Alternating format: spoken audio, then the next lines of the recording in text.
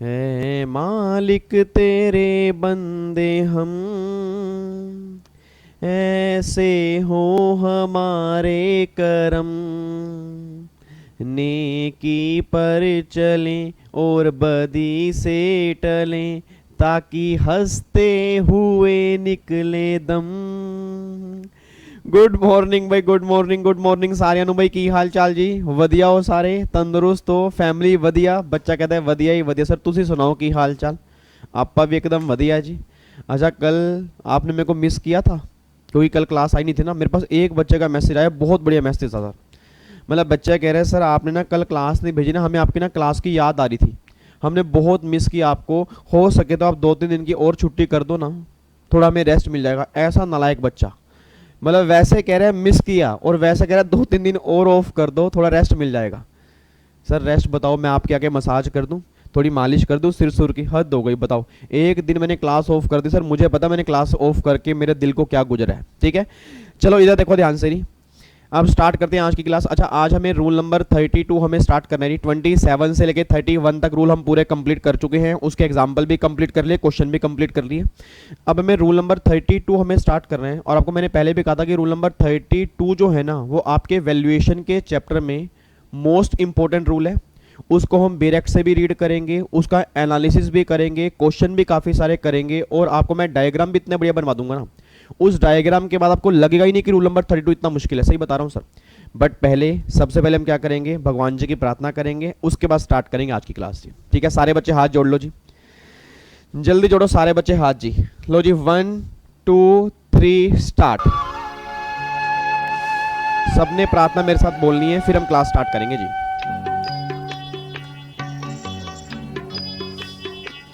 इतनी शक्ति हमें देना दाता, मन का विश्वास कमजोर होना। इतनी शक्ति हमें देना दाता, मन का विश्वास कमजोर होना। हम चले नेक रास्ते पे हमसे भूल कर भी कोई भूल होना। इतनी शक्ति हमें देना दाता, मन का विश्वास कमजोर होना। हम चले नेक रास्ते पे हमसे भूल कर भी कोई भूल होना। इतनी शक्ति हमें देना दाता, मन का विश्वास कमजोर होना।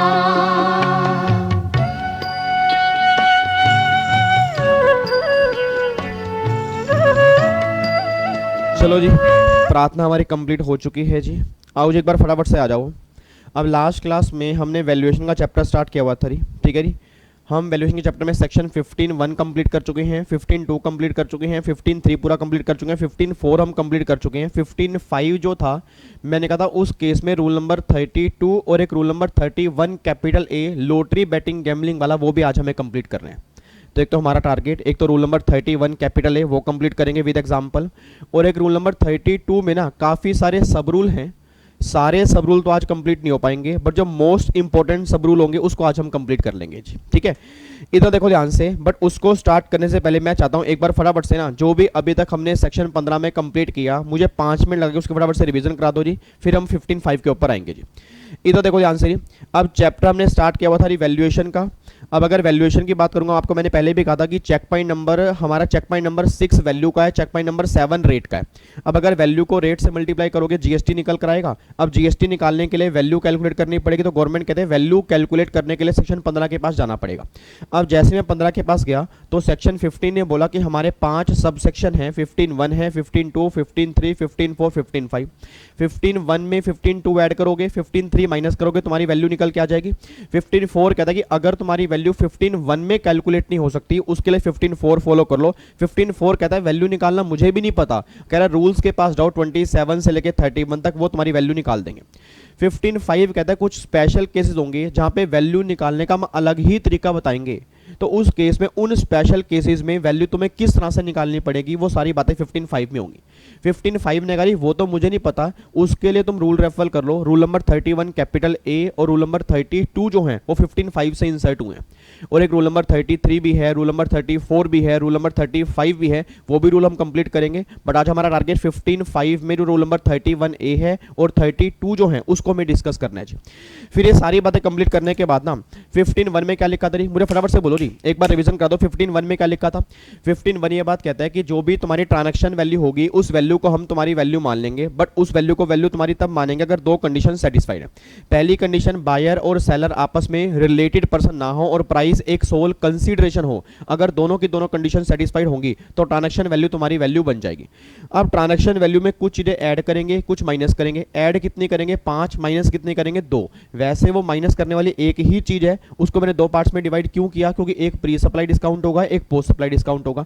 ऐड करने वाली 5 आइटम कौन कौन सी होंगी? पहली आइटम होगी ऐसा कोई भी टैक्स, कोई भी ड्यूटी, कोई भी सेस जो जीएसटी में सबस्यूम नहीं हुआ, वो सारे के सारे आपको ऐड करने पड़ेंगे। 15.2 का पहला पॉइंट ये बात कहता है। 15.2 का सेकंड पॉइंट ये बात कहता है कि ऐसा कोई भी खर्चा जो सप्लायर के बिहाफ पर रिसीवर ने पे कर दिया उसको भी तुम ऐड करके चलोगे। 15.2 का थर्ड पॉइंट कहता है कि कोई भी इंसिडेंटल खर्चे होंगे ना वो तुम्हें इस वैल्यू में ऐड करने पड़ेंगे। 15.2 के फिर 4 पॉइंट में लिखा है कोई इंटरेस्ट है, पेनल्टी है, लेट फीस है जो आपने पेमेंट में डिले किया उसके लिए वो आपसे चार्ज हो रही है, उसको भी आपको ऐड करना पड़ेगा। और फिर कोई भी सब्सिडी जो आपकी प्राइस से लिंक है अदर देन गवर्नमेंट सब्सिडी, उसको आपको ऐड करके दिखाना पड़ेगा। ये सारे आइटम्स ऐड करने के बाद फिर माइनस करेंगे प्री सप्लाई डिस्काउंट और पोस्ट सप्लाई डिस्काउंट।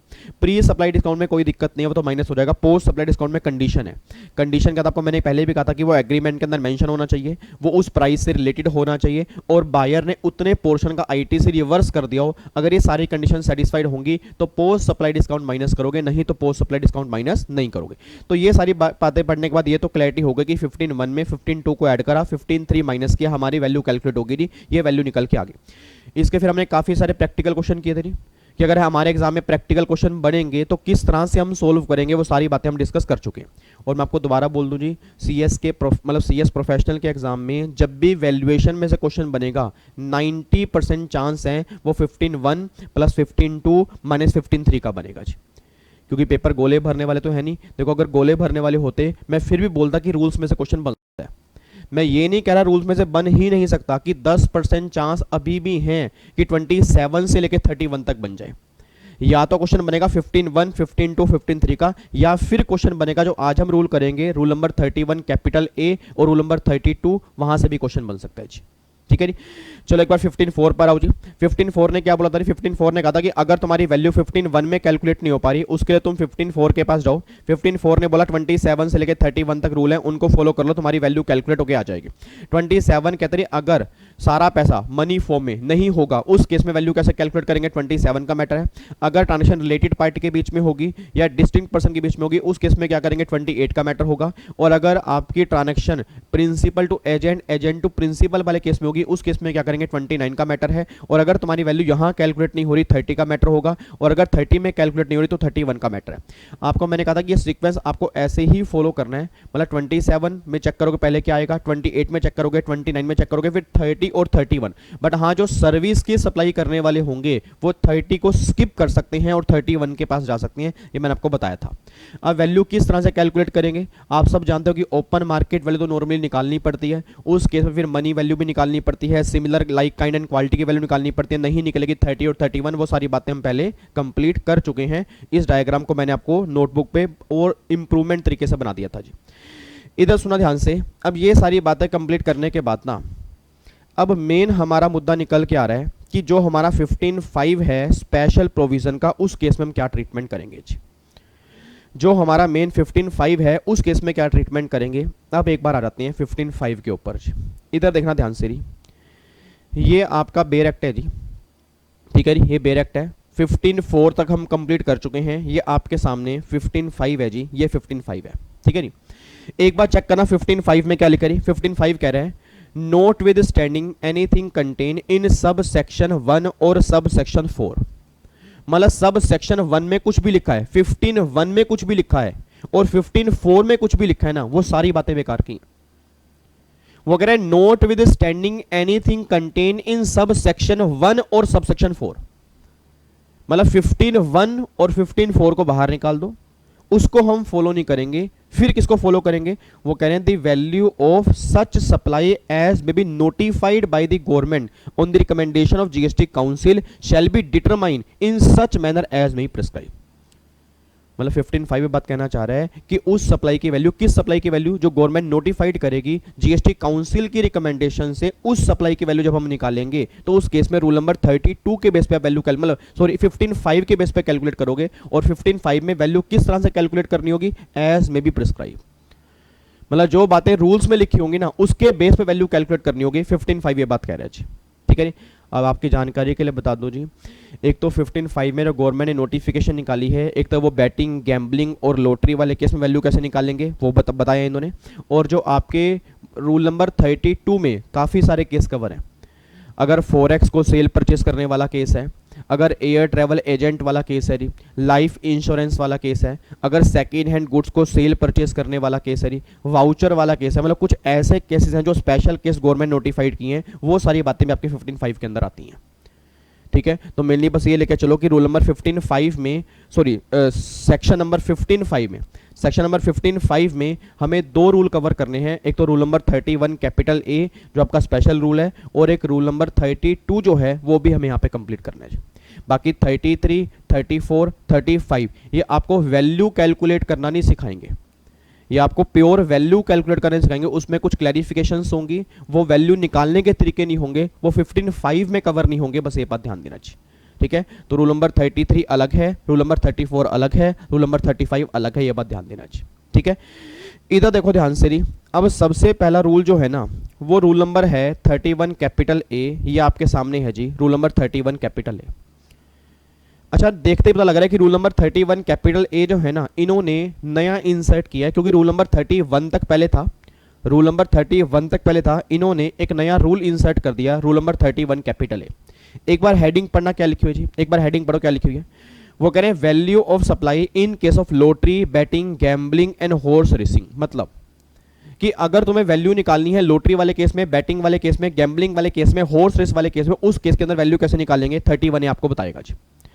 इधर सुनो, मैं ध्यान से कहना क्या चाह रहा हूं जी। एक बात मुझे सोच के बताओ, आप सबने गुड्स की डेफिनेशन की थी जी, याद करो। चेक पॉइंट नंबर 1 में सेक्शन 252 में हमने गुड्स की डेफिनेशन की थी, और वहां लिखा था goods means every kind of movable property other than money and security including actionable claim. और एक्शनेबल क्लेम को हमने शेड्यूल 3 जो हमारा है 7(2) का नेगेटिव लिस्ट ऑफ जीएसटी वहां पर भी पढ़ा था, और वो ये बात कहते हैं कि एक्शनेबल क्लेम ना तो गुड्स की सप्लाई में कवर होंगे और ना ही सर्विस की सप्लाई में कवर होंगे, बट बैटिंग, गैम्बलिंग और लॉटरी जो होंगे वो शेड्यूल 3 में कवर नहीं होंगे, मतलब उस पर जीएसटी लग जाएगा। और आपसे बढ़िया कौन जानता है सर? चेक करो, आपने रिवर्स चार्ज वाले केस में जब मैंने गुड्स वाले रिवर्सल करवाए थे, उसके अंदर मैंने कहा था कि अगर स्टेट गवर्नमेंट लॉटरी डिस्ट्रीब्यूट करती है डिस्ट्रीब्यूटर को, उस केस में रिवर्स चार्ज लगेगा। याद करो सर, याद करो, अगर स्टेट गवर्नमेंट ने लॉटरी सप्लाई की है किसको? लॉटरी डिस्ट्रीब्यूटर को, उस केस में क्या लगेगा? लॉटरी डिस्ट्रीब्यूटर जीएसटी पे करेंगे, स्टेट गवर्नमेंट यहां पे जीएसटी पे नहीं करेगी। अब जीएसटी पे करने के लिए रेट चाहिए, रेट मान लो पता है हमें, बट वैल्यू किस तरह से कैलकुलेट करेंगे, तो वैल्यू निकालने का तरीका क्या होगा उस केस में गवर्नमेंट बताने जा रही है। तो मतलब ये बात ध्यान देना, क्योंकि ना कई बच्चों के मन में ये डाउट ना हो कि यार बैटिंग, गैम्बलिंग, लॉटरी तो एक्शनेबल क्लेम होते हैं। यस, एक्शनेबल क्लेम है, नो डाउट एक्शनेबल क्लेम है, बट पहले इन्होंने एक्शनेबल क्लेम गुड्स की डेफिनेशन में कवर किए, फिर इन्होंने 7(2) के शेड्यूल 3 से बाहर निकाल दिए, बट शेड्यूल 3 से सारे बाहर नहीं निकाले। उसने कहा था एक्शनेबल क्लेम पर जीएसटी नहीं लगेगा, but other than batting, gambling, lottery. तो बैटिंग, गैम्बलिंग, लॉटरी होंगे उस पर जीएसटी एप्लीकेबल होगा, और अगर जीएसटी एप्लीकेबल होगा तो उसकी वैल्यू किस तरह से कैलकुलेट करेंगे, रूल नंबर 31 कैपिटल आपके सामने है जी, ठीक है। अच्छा, इधर सुना, मैं ध्यान से कहना क्या चाह रहा हूं। अब आप में से जिन जिन बच्चों ने एग्जीक्यूटिव के एग्जाम दिसंबर में दिए थे जी, दिसंबर 2020 में अगर आपके एग्जाम क्लियर हुए थे, तो आपने रूल नंबर 31 कैपिटल ए तो भी पढ़ा होगा जी। आप में ऑलमोस्ट सब बच्चों ने जिन्होंने एग्जाम दिसंबर 2020 में क्लियर किए, मुझे उम्मीद है कि रूल नंबर 31 कैपिटल आपने तो भी पढ़ा होगा, बट उस टाइम ये रूल थोड़ा अलग था, अब रूल चेंज हो चुका है। मे बी अगर आपको बताओ, उस टाइम लॉटरी वाले केस में ना दो रेट थे, एक तो 28% और एक 12%। लॉटरी वाले केस में आज से 6 महीने पहले, आज से 8 महीने पहले जब हम वैल्यू कैलकुलेट करते थे 31A में, दो रेट थे, एक तो 12% रेट था और एक 28% रेट था। तो फाइनली गवर्नमेंट ने वो क्लेश ही खत्म कर दिया, वो स्यापा ही खत्म कर दिया। अब गवर्नमेंट कहती है कि लॉटरी वाले केस में एक ही रेट एप्लीकेबल होगा, वो होगा 28%। मतलब 28% ही हर केस में एप्लीकेबल होगा जी। मैं दोबारा बोल रहा हूं जी, 28% ही हर केस में एप्लीकेबल होगा। अगर क्वेश्चन हमारे एग्जाम में लॉटरी का बनता है तो रेट हमारा 28 लगेगा, बट 28 किस तरह से लगाना है वो भी हमें देखना पड़ेगा। ऐसा नहीं है कि जो वैल्यू होगी मल्टीप्लाई 28%। गवर्नमेंट कहती है नहीं, गवर्नमेंट कहती है वैल्यू निकालने का तरीका हम बता रहे हैं ना, वैल्यू निकालने का तरीका हम बता रहे हैं ना, तो जिस तरह से वैल्यू निकालेंगे उसके बेस पे कैलकुलेशन करोगे। तो पहली बात तो ये समझो जी, लॉटरी वाले केस में अब 2 रेट खत्म हो चुके हैं। लॉटरी वाले केस में मैं दोबारा बोल रहा हूँ जी, कई बच्चे ऐसे नालायक होंगे जो एग्जीक्यूटिव के नोट्स लेके बैठ जाएंगे, वो कहेंगे सर आपने 2 रेट कहा था। यस, मैंने 2 रेट कहा था एग्जीक्यूटिव के अंदर, आपको बताया होगा मैंने, बट उस टाइम पुराना लो एप्लीकेबल था, अब लो अमेंड हो चुका है। अब हर केस में लॉटरी के एक ही रेट एप्लीकेबल होगा, वो 28% वाला है जी। ठीक है, एक बार ऐसा करते हैं, रीड करते हैं क्या लिखा है जी। देखना जी एक बार क्या लिखा है। वो कह रहे हैं नोट विद स्टैंडिंग, बहुत ध्यान से पढ़ना जी। Notwithstanding anything contain in the provision of this chapter, the value in respect of supply specified below shall be determined in the manner provided here in after। अब बहुत ध्यान से पढ़ना, पॉइंट नंबर 2 क्या कह रहा है। वो कह रहा है the value of supply of lottery shall be deemed to be, shall be deemed to be, दोबारा बोलो shall be deemed to be, एक बार फिर बोलो shall be deemed to be, एक बार फिर बोलो shall be deemed to be। मतलब वो ये नहीं कह रहे कि ये वैल्यू है, वो ये नहीं कह रहे ये वैल्यू है, वो कह रहे इसको वैल्यू मान लिया जाएगा। सर बहुत फर्क होता है। एक होती है, एक बात बताओ, ये मेरे हाथ में क्या है सर, मेरे बच्चे बताओ ना, खड़े होके बैठा करो थोड़ा सा ना, ऐसे चुस्त होके बैठा करो। अभी तो आपकी एज भी कुछ नहीं है, कितने साल की है, 40-45 साल की तो एज होगी आपकी, तो 40-45 साल में आपके हालात हैं। बच्चा कह रहा है हेलो, ये 40-45 साल आपकी एज होगी, हमारी नहीं है। मेरी आपसे जितनी आपकी एज है ना, उससे 3 महीने छोटी लगा लो बस। अब अगर तुम 60 साल के बोलते हो अपने आप को, तो मेरी 60 साल से 3 महीने कम लगा लो। अब वो आपको डिपेंड करता है कि आपकी एज कितनी है। बट जो आपके हालात है ना विष्णु भगवान की तरह, मतलब विष्णु भगवान तो चलो भगवान है, उनको कोई दिक्कत नहीं है, मतलब क्षीर सागर वैसे भगवान विष्णु बैठते हैं, वैसे सारे बच्चे आराम से बैठे हैं जी। इस तरह से करके बैठे हैं नालायक। सीधो के बैठो, क्लास सीधो के देखा करो जी। इधर सुना, मैं ध्यान से कहना क्या चाह रहा हूँ। मेरे हाथ में क्या है जी, ऑब्वियस सी बात है, मेरे हाथ में क्या है, मार्कर है या पेन है। पेन बोल लो, मार्कर बोल लो। अब ये पेन है, ये सबको पता है, बट अगर मैं बोलूं ये पेन नहीं है, ये पेंसिल है, आप कहोगे सर पगला गए। बट अगर मैं बोलूं ये डीम्ड पेंसिल है, तो मानना ही पड़ेगा कि ये पेंसिल है। गवर्नमेंट वही बात कहना चाह रही है, मतलब गवर्नमेंट ये बात कहना चाह रही है कि अगर तुम आर्ग्यू करोगे ना कि नहीं जी वैल्यू तो ये है, गवर्नमेंट करी बोलते रहो। सर डीम्ड का मतलब क्या होता है, डीम्ड का मतलब जबरदस्ती है ना। डीम्ड का एक्चुअल मीनिंग क्या है, जबरदस्ती है। मतलब डीम्ड का मतलब क्या है कि माने या ना मानो, मानना ही पड़ेगा कि तुम्हारी वैल्यू ये है जी। एक्चुअल में डीम्ड का मतलब यह है कि मानो या ना मानो, मानना ही पड़ेगा तुम्हारी वैल्यू ये है। तो गवर्नमेंट कह रही है the value of supply of lottery shall be deemed कितनी, shall be deemed to be 100 divide by 128% of the face value of ticket. जो लॉटरी की टिकट पे फेस वैल्यू होगी, जो लॉटरी की टिकट पे फेस वैल्यू होगी, वो फेस वैल्यू और of the price as notified in official gazette by organizing state whichever is higher। और जो ऑर्गेनाइजिंग स्टेट है, फॉर एग्जांपल पंजाब गवर्नमेंट ने लॉटरी निकाली। अब अगर पंजाब गवर्नमेंट ने कोई ऑफिशियल गैजेट के, मतलब ऑफिशियल गैजेट के थ्रू कोई नोटिफिकेशन निकाली, उस नोटिफिकेशन में उस फेस वैल्यू के अलावा कोई अलग से प्राइस बता दिया कि इस लॉटरी का प्राइस इतना है, तो जो उसकी फेस वैल्यू हो वो, और अगर स्टेट गवर्नमेंट ने कोई अलग से प्राइस नोटिफाइड किया है, वो इनमें से जो भी हायर होगा ना, उसका 100 डिवाइड बाय 128 जो होगा, वो तुम्हारी वैल्यू निकल के आ जाएगी। बच्चा कह रहा है सर नहीं समझ आ रहा, एक बार दोबारा समझेंगे, एक बार नहीं कई बार दोबारा समझेंगे, इसके हमें क्वेश्चन भी करने हैं। एक बार दोबारा बता रहा हूँ जी, एक बार दोबारा देखना क्या कह रहे हैं। वो कह रहे हैं value of supply of lottery shall be deem to be 100 divide by 120, मतलब 100 डिवाइड बाय 120 ऑफ किसका। अब यहां पे एक तो ये वैल्यू बताएगा और एक ये वैल्यू बताएगा, कहेगा इनमें से जो हायर होगा उसका ये लेना है आपको, बस ये ध्यान रखना चाहिए। अब बहुत ध्यान से पढ़ना, लॉ पढ़ने का तरीका है सर, क्योंकि ना ये मेरे खुद की लैंग्वेज नहीं है, ये मेरे एक्ट की लैंग्वेज है, और लॉ पढ़ने का तरीका होता है। वो कह रहे हैं 100 divide by 128 of face value, और ये ऑफ जो है ना, फिर यहां से स्टार्ट करना है, मतलब 100 divide by 128 of face value, या 100 divide by 128 of the price as notified in the official gazette by organizing state whichever is earlier, क्योंकि बीच में कोमा आ गया ना, बीच में कोमा आ गया ना, तो मतलब क्या हो गया, उन्होंने क्या बोला 100 डिवाइड बाय 128 मल्टीप्लाई जो फेस वैल्यू है वो, या 100 डिवाइड बाय 128 जो स्टेट ने, ऑर्गेनाइजिंग स्टेट ने जो प्राइस नोटिफाइड किया होगा वो, इनमें से जो हायर वैल्यू होगी वो गवर्नमेंट कहना चाहती है।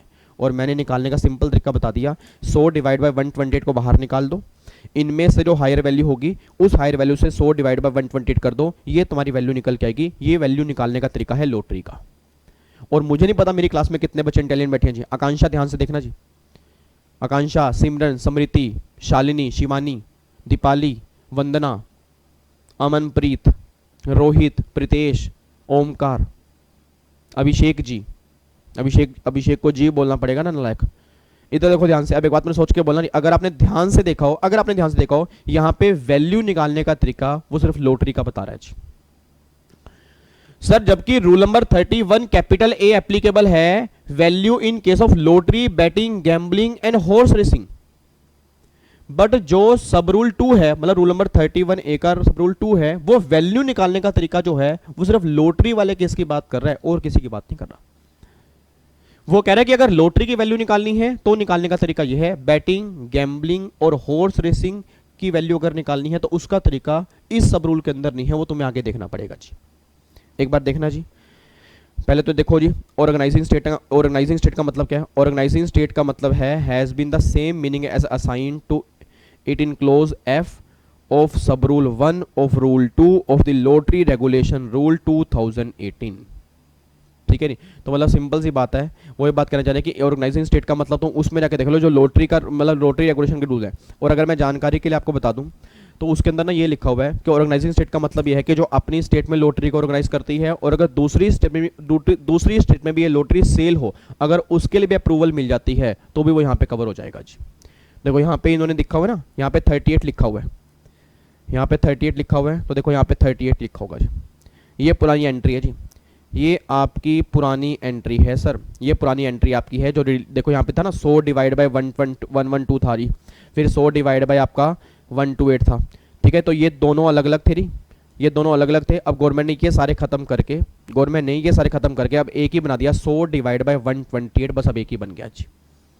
तो सिंपल सी बात ये निकल के कि लॉटरी वाले केस में अब हमें करना क्या होगा, जो फेस वैल्यू होगी टिकट की और जो प्राइस नोटिफाइड किया होगा गवर्नमेंट ने, इनमें से जो भी हायर होगा उस हायर का 100 डिवाइड बाय 128 करोगे, तुम्हारी वैल्यू निकल के आ जाएगी।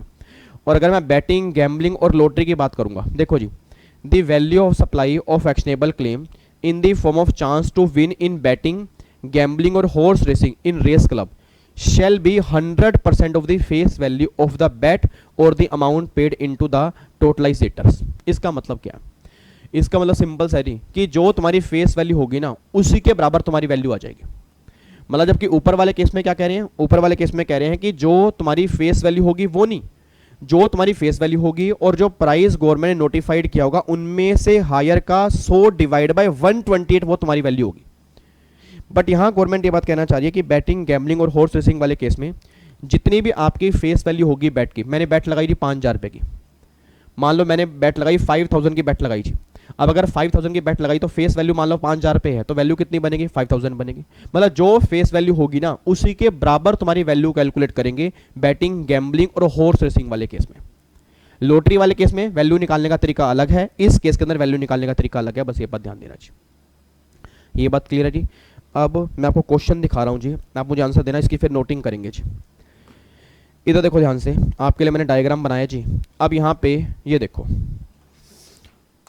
ये एनालिसिस ऑफ रूल नंबर 31 है और रूल नंबर 32। अगर मैं आपको डायग्राम दिखाऊँ ना सर, नज़ारे आ जाएंगे, नज़ारे। आप कहोगे सर इतना आसान रूल कर दिया, इतना आसान रूल कर दिया। देखो ये पूरे कंप्लीट डायग्राम मैंने बनाया सर आपके लिए। मतलब बेयर एक्ट को ना इतना आसान कर दूंगा ना, है ये एक्चुअल में बेयर एक्ट ही, बट उसको मैंने डायग्राम में कन्वर्ट कर दिया। और एग्जाम से पहले अगर इस डायग्राम को अपने सही ढंग से पढ़ लिया ना, मैं सही बता रहा हूँ सर, सिंगल क्वेश्चन में गलत नहीं होगा जी। ठीक है जी। बट उससे पहले हम क्या पढ़ेंगे कि बेयर लॉ में लैंग्वेज किस तरह से लिखी है, उसको फिर एनालाइज करके यहाँ पे डायग्राम बनाया। देखो यहाँ पे क्या लिखा हुआ है, value of supply in case of lottery, betting, gambling and horse racing.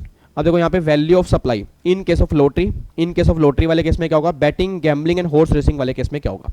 Lottery वाले केस में supply of lottery by the organising state, कैसे वैल्यू निकलेगी, 100 divide by 128 multiply face value और price as notified in the official gazette by the organising state, इनमें से जो higher value होगी जी, इनमें से जो भी हायर वैल्यू होगी, यहाँ पे आएगा जी हायर, इनमें से जो भी हायर वैल्यू होगी उसका 100 डिवाइड बाई 128, ये तुम्हारी वैल्यू निकल के आएगी।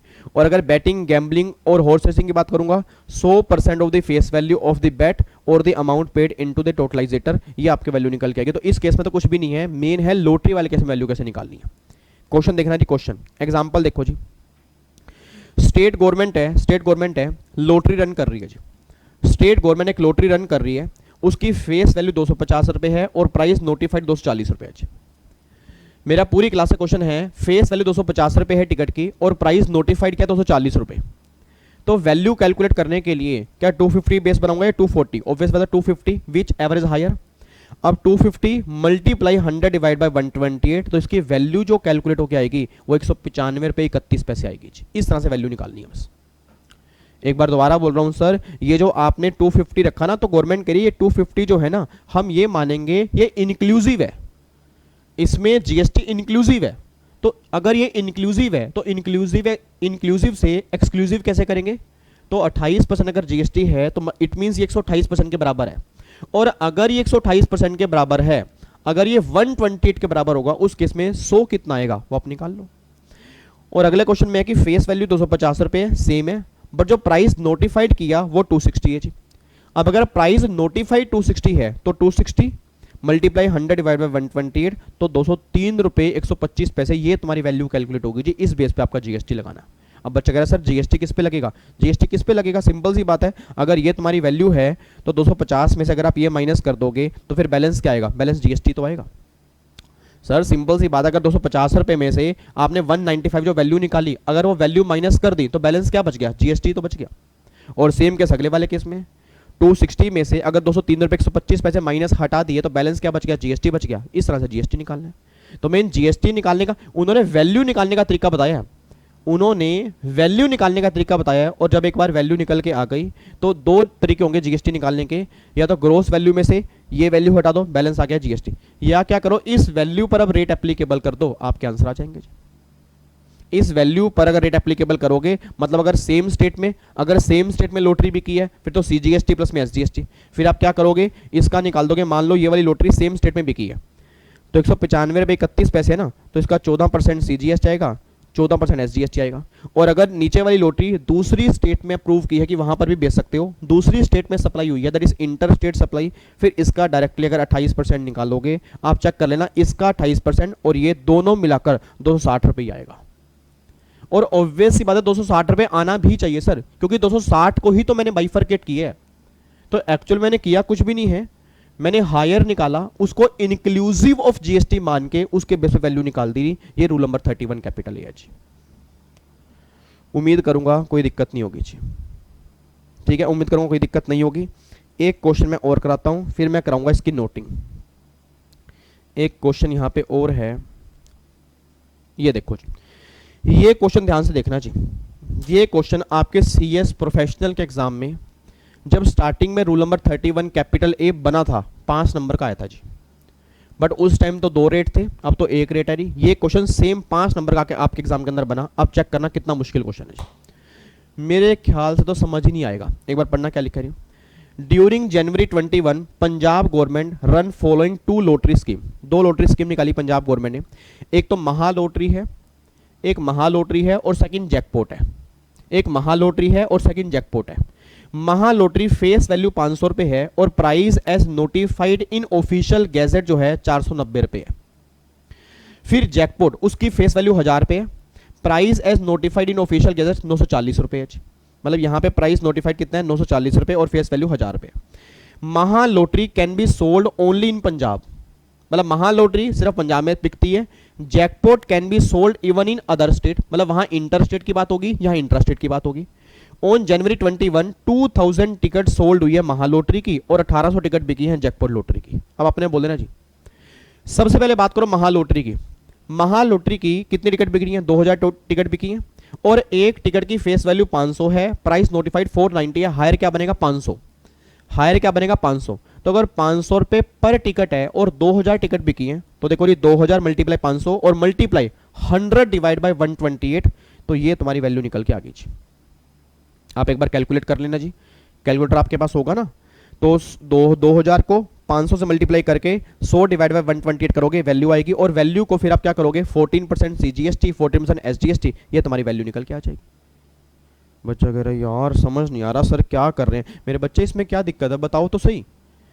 इसके अंदर मैंने किया ही क्या सर, बिल्कुल सिंपल सा मैंने केस किया है। मैं आपको सिंपल सी बात बोल रहा हूँ कि जो प्राइस नोटिफाइड होगा और जो फेस वैल्यू होगा उसमें से हायर जो होगा उसके थ्रू कैलकुलेशन करनी है बस। अब अगर हायर 500 है तो मतलब 500 रुपये पर टिकट हो गया ना, और 2000 आपने टिकट बेची है, तो 2000 मल्टीप्लाई 500, और वैल्यू निकालने का तरीका तो रूल नंबर 31A ने क्लियर ही कर दिया कि जो वैल्यू होगी उसको मल्टीप्लाई करोगे 100 डिवाइड बाई 128 से। अगले केस में देखो जी, ऑफिशियल कैसेट 940,000, तो यहाँ पे कितना बनेगा 1000 बनेगा। देखो 1800 टिकट बिके, 1800 को 1000 से 100 डिवाइड बाई 128, 14,06,250 रुपये। अब यहाँ पे डायरेक्टली सॉरी ये IGST 28% होगा, IGST 28% आएगा ना, क्योंकि 28% GST का रेट है। तो एक बार चेक करना, 14,06,250 का अगर मैं 28% निकालूंगा तो 393,750 ये आपका IGST होगा। और यहाँ मैंने IGST क्यों लगाया है, क्योंकि वो कह रहे हैं दूसरी स्टेट के अंदर है जी, तो अगर दूसरी स्टेट के अंदर है तो यहाँ बातें होंगी IGST की। और उसने क्या बोला कि महालोटरी जो है, मतलब महालोटरी वो तो पंजाब में ही बिक रही है, तो फिर वहाँ लगेगा CGST प्लस में SGST जी। तो ये आपका रूल नंबर 31A है। अब मेरे ख्याल से दिक्कत होनी नहीं चाहिए सर, और ये 5 नंबर ना फ्री कह रहे, सही बता रहा हूँ सर। बट प्रॉब्लम क्या थी, बच्चों को उस टाइम ये रूल इतना मुश्किल लगता था, आधे बच्चे तो छोड़ के जाते थे, और जो करके जाते थे उनको समझ नहीं आता करना क्या है। अब तो मैं कह रहा हूँ इतना इतना इतना आसान कर दिया ना, इतना आसान कर दिया। क्यों? क्योंकि अब रेट एक है। क्योंकि ना पहले 2 रेट होते थे, पहले देखना पड़ता था, पहले देखना पड़ता था कि हाँ भाई सेम स्टेट में होगा तो 12% होगा, दूसरी में होगा तो 28% होगा। अब बच्चे को याद ही नहीं होता था, तो गवर्नमेंट ने क्लियर ही कर दिया कि भैया चाहे वो सेम स्टेट के अंदर बेचो चाहे दूसरे के अंदर बेचो, लोटरी को हम डिस्करेज करना चाहते हैं, हम उस पर GST ज़्यादा लेना चाहते हैं, इसलिए अब हर केस में 28% ही GST की बातें होंगी। तो वैल्यू निकालनी कैसे होगी, मतलब जो तुम्हारा पॉइंट निकल के आएगा फेस वैल्यू और प्राइस नोटिफाइड हायर, उसको लॉटरी के टिकट से मल्टीप्लाई करके जो टोटल वैल्यू होगी उसको इंक्लूसिव GST मानना है। तो अगर वो इंक्लूसिव GST है तो मल्टीप्लाई 100 डिवाइड बाय 128 करके तुम्हारी वैल्यू आएगी। इस तरह से वैल्यू कैलकुलेट करोगे जी, ठीक है। तो फाइनली अब जाके जी रूल नंबर 31 कैपिटल ए में कोई डाउट हो तो बताओ जी। कोई डाउट तो नहीं है? वर्षा ओके, पक्का पक्का। वर्षा बड़ी खुश हुई थी जिस दिन क्लास ऑफ हो गई, वर्षा ने उस दिन ग्रुप में मैसेज किया okay sir thank you sir, otherwise Varsha के ना तो आजकल होमवर्क आते हैं, साथ बादाम पिस्ता काजू सब कुछ खत्म हो गया, नालायक सब कुछ बेकार हो गया, पानी में चला गया सारा कुछ, ऐसे बच्चा बन गया जी, ठीक है नी। चलो जी आओ जी, अब एक बार हेडिंग डालो जी, rule number 31 capital A. Rule नहीं पहले रूल नंबर 31 कैपिटल ए से पहले ना पहले डालो सेक्शन 15(5), पहले डालो सेक्शन 15(5),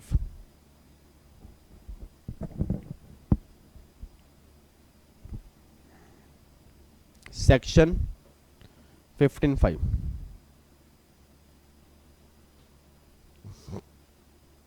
और 15(5) में ना यहां से लेके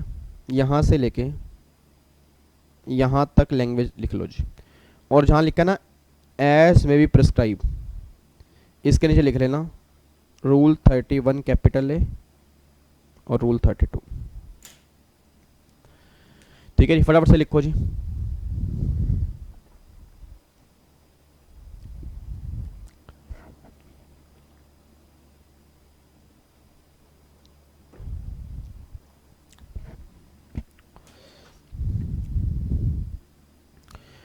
ठीक है जी, एक बार पोज करके लिख लोगे, पोज कर लो। जैसे ऑनलाइन क्लास का देखो ये तो फायदा है sir, face to face class में ना बच्चा पोज नहीं कर सकता, हिम्मत नहीं है उसकी। मान लो मैं ऐसे बोल रहा हूँ, जैसे आप तो कई बार क्या कर देते हो, आपके पास तो ये भी मौका है, जैसे मान लो मैं बोल रहा हूँ और मैं कोई वर्ड बोल रहा हूँ, जैसे ऐसे कर, बच्चा कई बार सर यही रोक देता है, मतलब टीचर का मुंह खुला है, बच्चे ने बटन दबा दिया पुं, और टीचर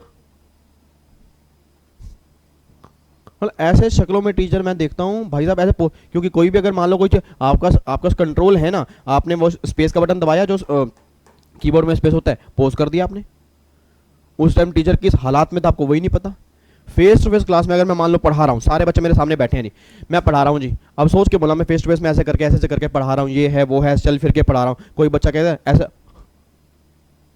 मतलब पोज कर ही नहीं सकता सर, ये तो आपका बहुत बड़ी स्कीम है, आराम से आप पोज करके नोटिंग करो, कुछ करो, 2 मिनट पानी पी सकते हो, कुछ कर सकते हो, नहीं तो फेस टू फेस क्लास में तो बच्चा कहता है भाई साहब सर वॉशरूम जाना है सर, क्या करें, मैं कहा हो जाओ सर, मिस हो जाएगा, ये सबसे बड़ी प्रॉब्लम होती है।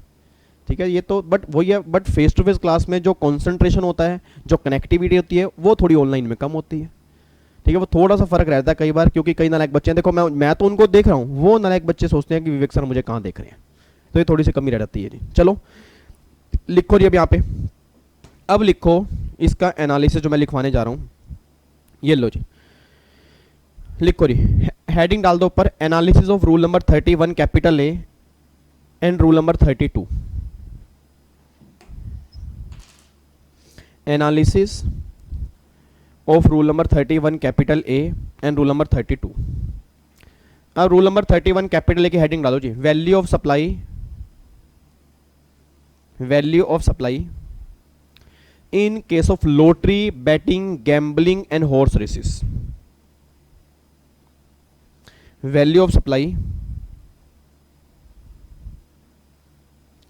इन case of lottery, betting, gambling and horse races. अब वैल्यू ऑफ सप्लाई के 2 केस बनाओ जी,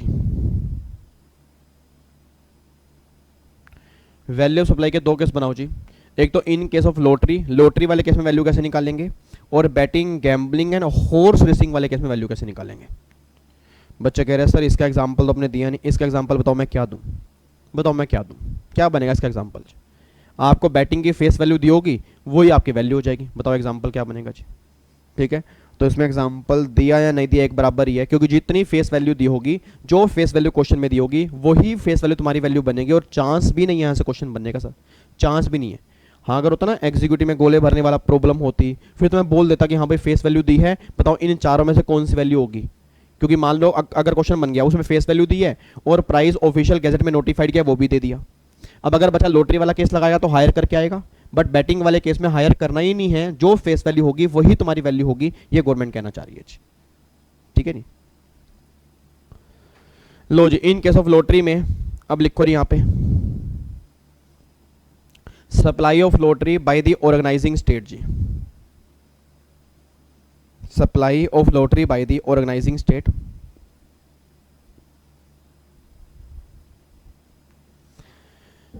100 divide by 128 multiply 100 divide by 128 multiply face value और price as notified in the official gazette, price as notified in the official gazette by the organising state, whichever is higher, whichever is higher.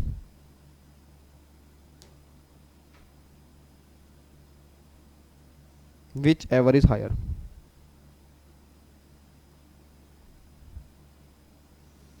और batting gambling वाले case में 100% of face value. तो एक बार ना इसको pose करके लिख लेना, नहीं तो फिर नोटिंग में काफ़ी टाइम लग जाएगा, और हमारा रूल नंबर 32 जो होगा फिर वो पेंडिंग रह जाएगा। लिख लोगे इसको, आगे बढ़ जाऊं, पक्का पक्का, क्योंकि देखो समझ तो लिया है हमने, एग्जाम्पल भी कर लिए, अब सिर्फ लिखने वाला काम है, अब सिर्फ लिखने वाला काम बचा है हमारा। ठीक है, तो एक बार ये पोज करके यहाँ पे लिख लेना जी प्लीज़, उसके बाद ये एग्जाम्पल भी लिखनी है जी आपने, ये एग्जाम्पल भी लिखनी है सर। मैं दोबारा बोल रहा हूँ, कई बच्चे हैं सर एग्जाम्पल लिखते नहीं हैं, और अगर एग्जाम्पल नहीं लिखेंगे अभी कोई दिक्कत नहीं है, जब बैच खत्म होने के बाद आप रिवीजन करने पर आओगे ना, फिर आपको याद आएगा यार काश हमने एग्जाम्पल लिखे होते, फिर वही ग्रुप में मैसेज भेजोगे कि वही लॉटरी वाले नोट्स भेज देना, क्योंकि एग्जाम्पल लिखे नहीं थे उसने। तो मैं दोबारा कह रहा हूँ, अभी 5 मिनट लगेंगे, बट समझने में बाद में बहुत आसानी होगी कि जो कॉन्सेप्ट हमने ऊपर लिखा उसका मतलब क्या है। ठीक है जी, तो ये एग्जाम्पल भी अपने दोनों लिखने हैं जी।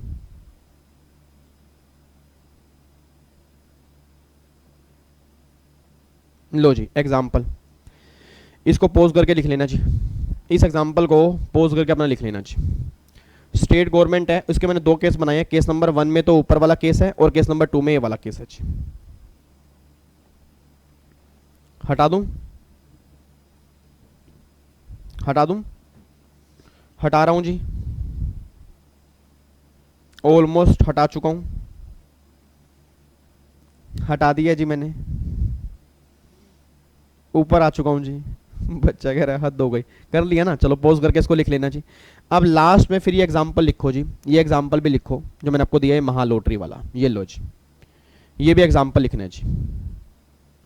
ये क्वेश्चन तो आपके एग्जाम का ही है जी।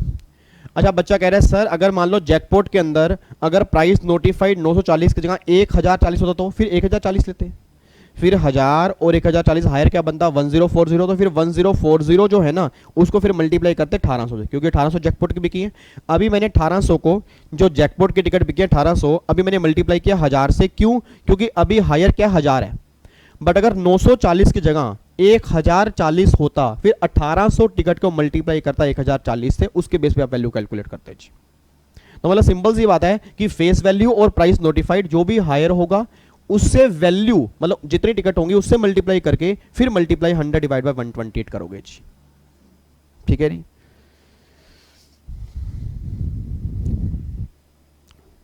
हटा रहा हूं जी मैं, अब ये पोज करके लिख लेना जी एक बार। जिंदगी प्यार का गीत है, इसे हर दिल को गाना पड़ेगा। लो जी ये देख लो अगला इंटर स्टेट सप्लाई, इसमें क्या लग गया जी आईजीएसटी लग गया जी, इसमें लग गया आईजीएसटी। तो फाइनली अब जाके लोटरी के 3 एग्जाम्पल हमने कर लिए हैं, 2 एग्जाम्पल ऊपर वाले और 1 एग्जाम्पल ये, 3 एग्जाम्पल हो चुके हैं। That is more than sufficient. जो एग्जाम में क्वेश्चन बना था आज तक एक ही क्वेश्चन बना है, और वो कौन सा क्वेश्चन था, वो ये वाला था, और ये उस टाइम मुश्किल था।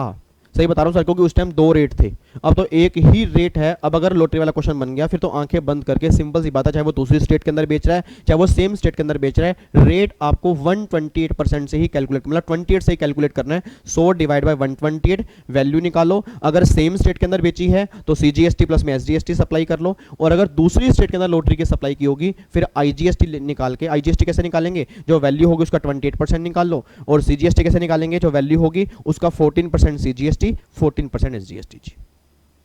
ये बात क्लियर है जी। तो फाइनली अब जाके लॉटरी वाला केस हमारा क्लियर हो गया जी। ठीक है, लो जी अब सुना ध्यान से। अब इसके बाद ना अब मैं आ रहा हूं जी रूल नंबर 32 पर जी। अब जितने बच्चे मेरे सामने बैठे हैं ना, जितने बच्चे मेरे सामने बैठे हैं, अब बिल्कुल सीधे होके बैठ जाओ जी, क्योंकि अब ये रूल ऐसा है, या तो आप छोड़ के जाओगे या करके जाओगे, समझ में नहीं आएगा, या अगर समझ में आ गया 1 हफ्ते के बाद भूल जाओगे, क्योंकि आपने कुछ चीजें क्रैमिंग की होंगी। तो कोशिश हम ये करेंगे कि इसके हर एक वर्ड को सोचने की, समझने की कि लो बनाने वाले ने क्या सोच के लिखा होगा, और कोशिश ये करेंगे कि अगर एक बार समझ लिया तो लाइफ में कभी ना भूलें। ठीक है, इधर सुना मैं ध्यान से, कहना क्या चाह रहा हूं, अब प्लीज ध्यान सुनना जी। सबसे पहली बात तो ये समझो कि रूल नंबर 32 में जो वैल्यू निकालने के तरीके बताए हैं ना वो ऑप्शनल है। मतलब रूल नंबर 31 कैपिटल ए बैटिंग गैम्बलिंग लॉटरी वाला वो क्या है, मैंडेटरी है। मतलब वो तो मैंडेटरी है सर। आपने अगर ऊपर ध्यान से देखा हो 31A में क्या लिखा था, 31A में लिखा था कि आप वैल्यू किस तरह से निकालोगे, देखो शैल बी डीम्ड, मतलब आपकी लॉटरी वाले केस में वैल्यू यही मानी जाएगी जो यहां पे दी है। आपकी लॉटरी वाले केस में वैल्यू यही मानी जाएगी जो आपको यहां पे दी है। मतलब रूल नंबर 31 कैपिटल है, मैंडेटरी है, बट रूल नंबर 32 जो है ना वो मैंडेटरी नहीं है। मतलब गवर्नमेंट कह रही है या तो नॉर्मल प्रोसीजर फॉलो कर लो जैसे तुम अभी तक करते आए हो, या अगर तुम्हें लगता है कि इन केस में मुझे 32 में बेस, मतलब 32 के बेस वैल्यू निकालनी है, फिर 32 के बेस वैल्यू निकाल लो। मतलब गवर्नमेंट ने क्या बोला, या तो नॉर्मल टेक्निक फॉलो कर लो भाई, जैसे तुमने अभी तक वैल्यूएशन के चैप्टर में सेक्शन 15 में जो तुमने वैल्यू निकाली है उसके बेस वैल्यू निकाल लो। अगर तुम्हें लगता है कि नहीं मुझे वहां वैल्यू नहीं निकालनी, तो फिर तुम 15(5) रूल नंबर 32 यूज करके वैल्यू निकाल लो, हमें कोई दिक्कत नहीं है। अब जो रूल नंबर 32 है ना, ये जो आपका रूल नंबर 32 है, इसमें टोटल मिला के आपके 7 सब रूल हैं। इसमें टोटल मिला के आपके 7 सब रूल हैं, और इन 7 में से जो सब रूल नंबर 2 है, सब रूल नंबर 3 है और सब रूल नंबर 4 है, ये तीनों सब रूल आपके मोस्ट इंपोर्टेंट है। मैं ये नहीं कह रहा बाकी इंपॉर्टेंट नहीं है, बाकी भी इंपॉर्टेंट हैं, बट ये तीनों जो है मोस्ट इंपॉर्टेंट है। एग्जाम में क्वेश्चन जो बनेगा वो नॉर्मली इन तीनों का ही बनेगा जी। एक बार ऐसा करते हैं, थोड़ा सा पढ़ना स्टार्ट करते हैं। ऐसा करते हैं, रूल नंबर 32 का सब रूल नंबर 1 पढ़ते हैं। सब रूल नंबर 1 में क्या लिखा हुआ है, एक बार लैंग्वेज पढ़ना चाहिए। Determination of value in respect of certain supply. Certain मतलब स्पेसिफिक सप्लाई। क्या कहना चाह रहे हैं, note with standing anything contain in this provision in the provision of this chapter, मतलब इस चैप्टर के प्रोविजन में कुछ भी लिखा हो सब बातें बेकार की हैं। The value in respect of supply specified below, जो नीचे वाला सप्लाई दी गई है, shall at option of the supplier be determined in the manner provided hereinafter। मतलब जो सप्लाई नीचे नोटिफाइड की गई है, नहीं यार ये बात समझ में, जो सप्लाई नीचे नोटिफाइड की गई है, तुम्हारे पास ऑप्शन है कि तुम उन सप्लाई की वैल्यू इस तरह से भी कैलकुलेट कर सकते हो। तो रूल नंबर 32 के सब रूल नंबर 1 ने ही क्लियर कर दिया कि भैया मैं जो हूं ना मैंडेटरी नहीं हूं, ऑप्शनल हूं। मतलब अगर तुम ये वाली सप्लाई कर रहे हो, तुम्हें लगता है कि नहीं मुझे नॉर्मल सप्लाई की तरह वैल्यू कैलकुलेट नहीं करनी, मुझे अलग तरह से वैल्यू कैलकुलेट करनी है, फिर तुम्हारी वैल्यू निकालने का तरीका नीचे दिया हुआ है। तो जो एग्जीक्यूटिव वाले ध्यान रखना जी, जो एग्जीक्यूटिव के एग्जाम में क्वेश्चन बनता था वो क्वेश्चन कैसे बनते होंगे कि रूल नंबर 32 ऑप्शनल है मैंडेटरी है, बच्चा क्या बोलेगा मैंडेटरी है या ऑप्शनल है, ये क्वेश्चन बन गया। बट आपके एग्जाम में तो ये क्वेश्चन नहीं बनेगा ना, आपके एग्जाम में तो क्वेश्चन बनेगा नहीं, बट हाँ आपके दिमाग में ये क्लैरिटी जरूर होनी चाहिए कि रूल नंबर 32 ही मुझे फॉलो करना है। इन केस में ऐसा नहीं है, लॉटरी वाले केस में 31A ही फॉलो करना है, ये तो क्लियर है। लॉटरी वाले केस में 31A ही फॉलो करना है, ये बात तो क्लियर है। बट इन केस में 32 ही फॉलो करना है, ये गवर्नमेंट कह रही है नहीं ये ऑप्शनल है, तुम्हें लगता है कि फॉलो करना है तो करो, नहीं लगता तो फिर नॉर्मल रूल्स फॉलो कर लो जो आपने अभी ऊपर पढ़े हैं, उसके बेस वैल्यू कैलकुलेट कर लो। अब ऐसे कौन कौन से केस हैं जी, ऐसे कौन कौन से केस नोटिफाइड किए गए हैं 32 में, एक बार सारे बता रहा हूं जी, फिर 1 बाय 1 स्टार्ट करेंगे। सबसे पहला अगला केस है जी मनी चेंजिंग का जी। मनी चेंजिंग, मनी जो है ना तो गुड्स में कवर है ना सिक्योरिटी में कवर है। आपको मैंने पहले भी कहा था मनी जो है ना तो गुड्स में कवर है ना सिक्योरिटी में कवर है, बट मनी चेंजिंग करने में जो मार्जिन कमाते हैं उस मार्जिन की वैल्यू किस तरह से कैलकुलेट होगी, रूल नंबर 32 सब रूल नंबर 2 है। एक बात मुझे बताना जी, आज अगर मुझे मनी चेंज करवानी है, मनी एक्सचेंज करवानी है, तो क्या कोई भी पर्सन मनी एक्सचेंज कर सकता है? Answer is no. या वो क्या होंगे, ऑथराइज्ड डीलर होंगे या वो बैंक होंगे। भाई जो मनी चेंजर होते हैं वो ऑथराइज होते हैं गवर्नमेंट से, या वो क्या होंगे, बैंक होंगे। बट मैं बैंक से कन्वर्ट कराऊं या मनी चेंजर से कन्वर्ट कराऊं जी, दोनों ही मुझसे कुछ कमीशन चार्ज करेंगे, मार्जिन चार्ज करेंगे। अब वो मार्जिन की वैल्यू किस तरह से, क्योंकि मनी की वैल्यू पर जीएसटी नहीं है। मेरे पास 1 लाख रुपए हैं, मुझे 1 लाख रुपए के डॉलर चाहिए, मेरे पास 1 लाख रुपए के हैं, मुझे 1 लाख रुपए के डॉलर चाहिए, तो उस वैल्यू पर जीएसटी नहीं है, बट उस डॉलर को कन्वर्ट करने में उसने कितना मार्जिन रखा, कितना प्रॉफिट कमाया, कितना कमीशन रखा, उस कमीशन की वैल्यू कैसे कैलकुलेट करेंगे वो रूल नंबर 32 बताएगा जी। तो पहली बात अपने दिमाग में ये क्लैरिटी लेके चलो कि मनी और सिक्योरिटी तो गुड्स और सर्विस की डेफिनेशन से ही बाहर थी, वहां तो जीएसटी है ही नहीं। तो यहां पे जो उन्होंने बोला मनी चेंजिंग, तो मनी चेंजिंग मींस कि मनी को चेंज करने में जो एडिशनल कंसीडरेशन चार्ज किया गया, जो मार्जिन चार्ज किया गया, उसकी वैल्यू कैसे कैलकुलेट करेंगे वो बताने जा रहे हैं जी। आई होप आपको यहां तक क्लियर हो गया जी। तो पहला रूल नंबर 32 सब रूल नंबर 2 मनी चेंजिंग वाले केस में लगेगा जी। सब रूल नंबर 3 जो एप्लीकेबल होगा जी, सब रूल नंबर 3 एप्लीकेबल होगा एयर ट्रैवल एजेंट वाले केस में। मैं आज एयर ट्रैवल कर रहा हूं जी, लेट्स टेक एन एग्जांपल, मैं दिल्ली में हूं जी, दिल्ली से मान लो जयपुर जा रहा हूं, श्यू ये दिल्ली से जयपुर चला गया जी, ठीक है। फिर मान लो मैं यहां से दिल्ली से यूएसए जाना है, श्यू दिल्ली से यूएसए चला गया। अब सोच के बोला जो मैं एयर में ट्रैवल कर रहा हूं तो मैंने कहीं ना कहीं से टिकट बुक कराई होगी जी। अब अगर मैंने एयर ट्रैवल एजेंट से मैंने एयर ट्रैवल की टिकट बुक कराई है, हेलो, अगर मैंने एयर ट्रैवल एजेंट से अगर मैंने एयर ट्रैवल की टिकट बुक कराई है तो भाई साहब एजेंट ने तो कुछ कमीशन लिया होगा। तो एजेंट ने जो कमीशन लिया, जो उसने मार्जिन कमाया, उसकी वैल्यू किस तरह से कैलकुलेट कर सकते हैं, 32 का सब रूल नंबर 3 ये है। फिर 32 का सब रूल नंबर 4 किस केस में है, लाइफ इंश्योरेंस।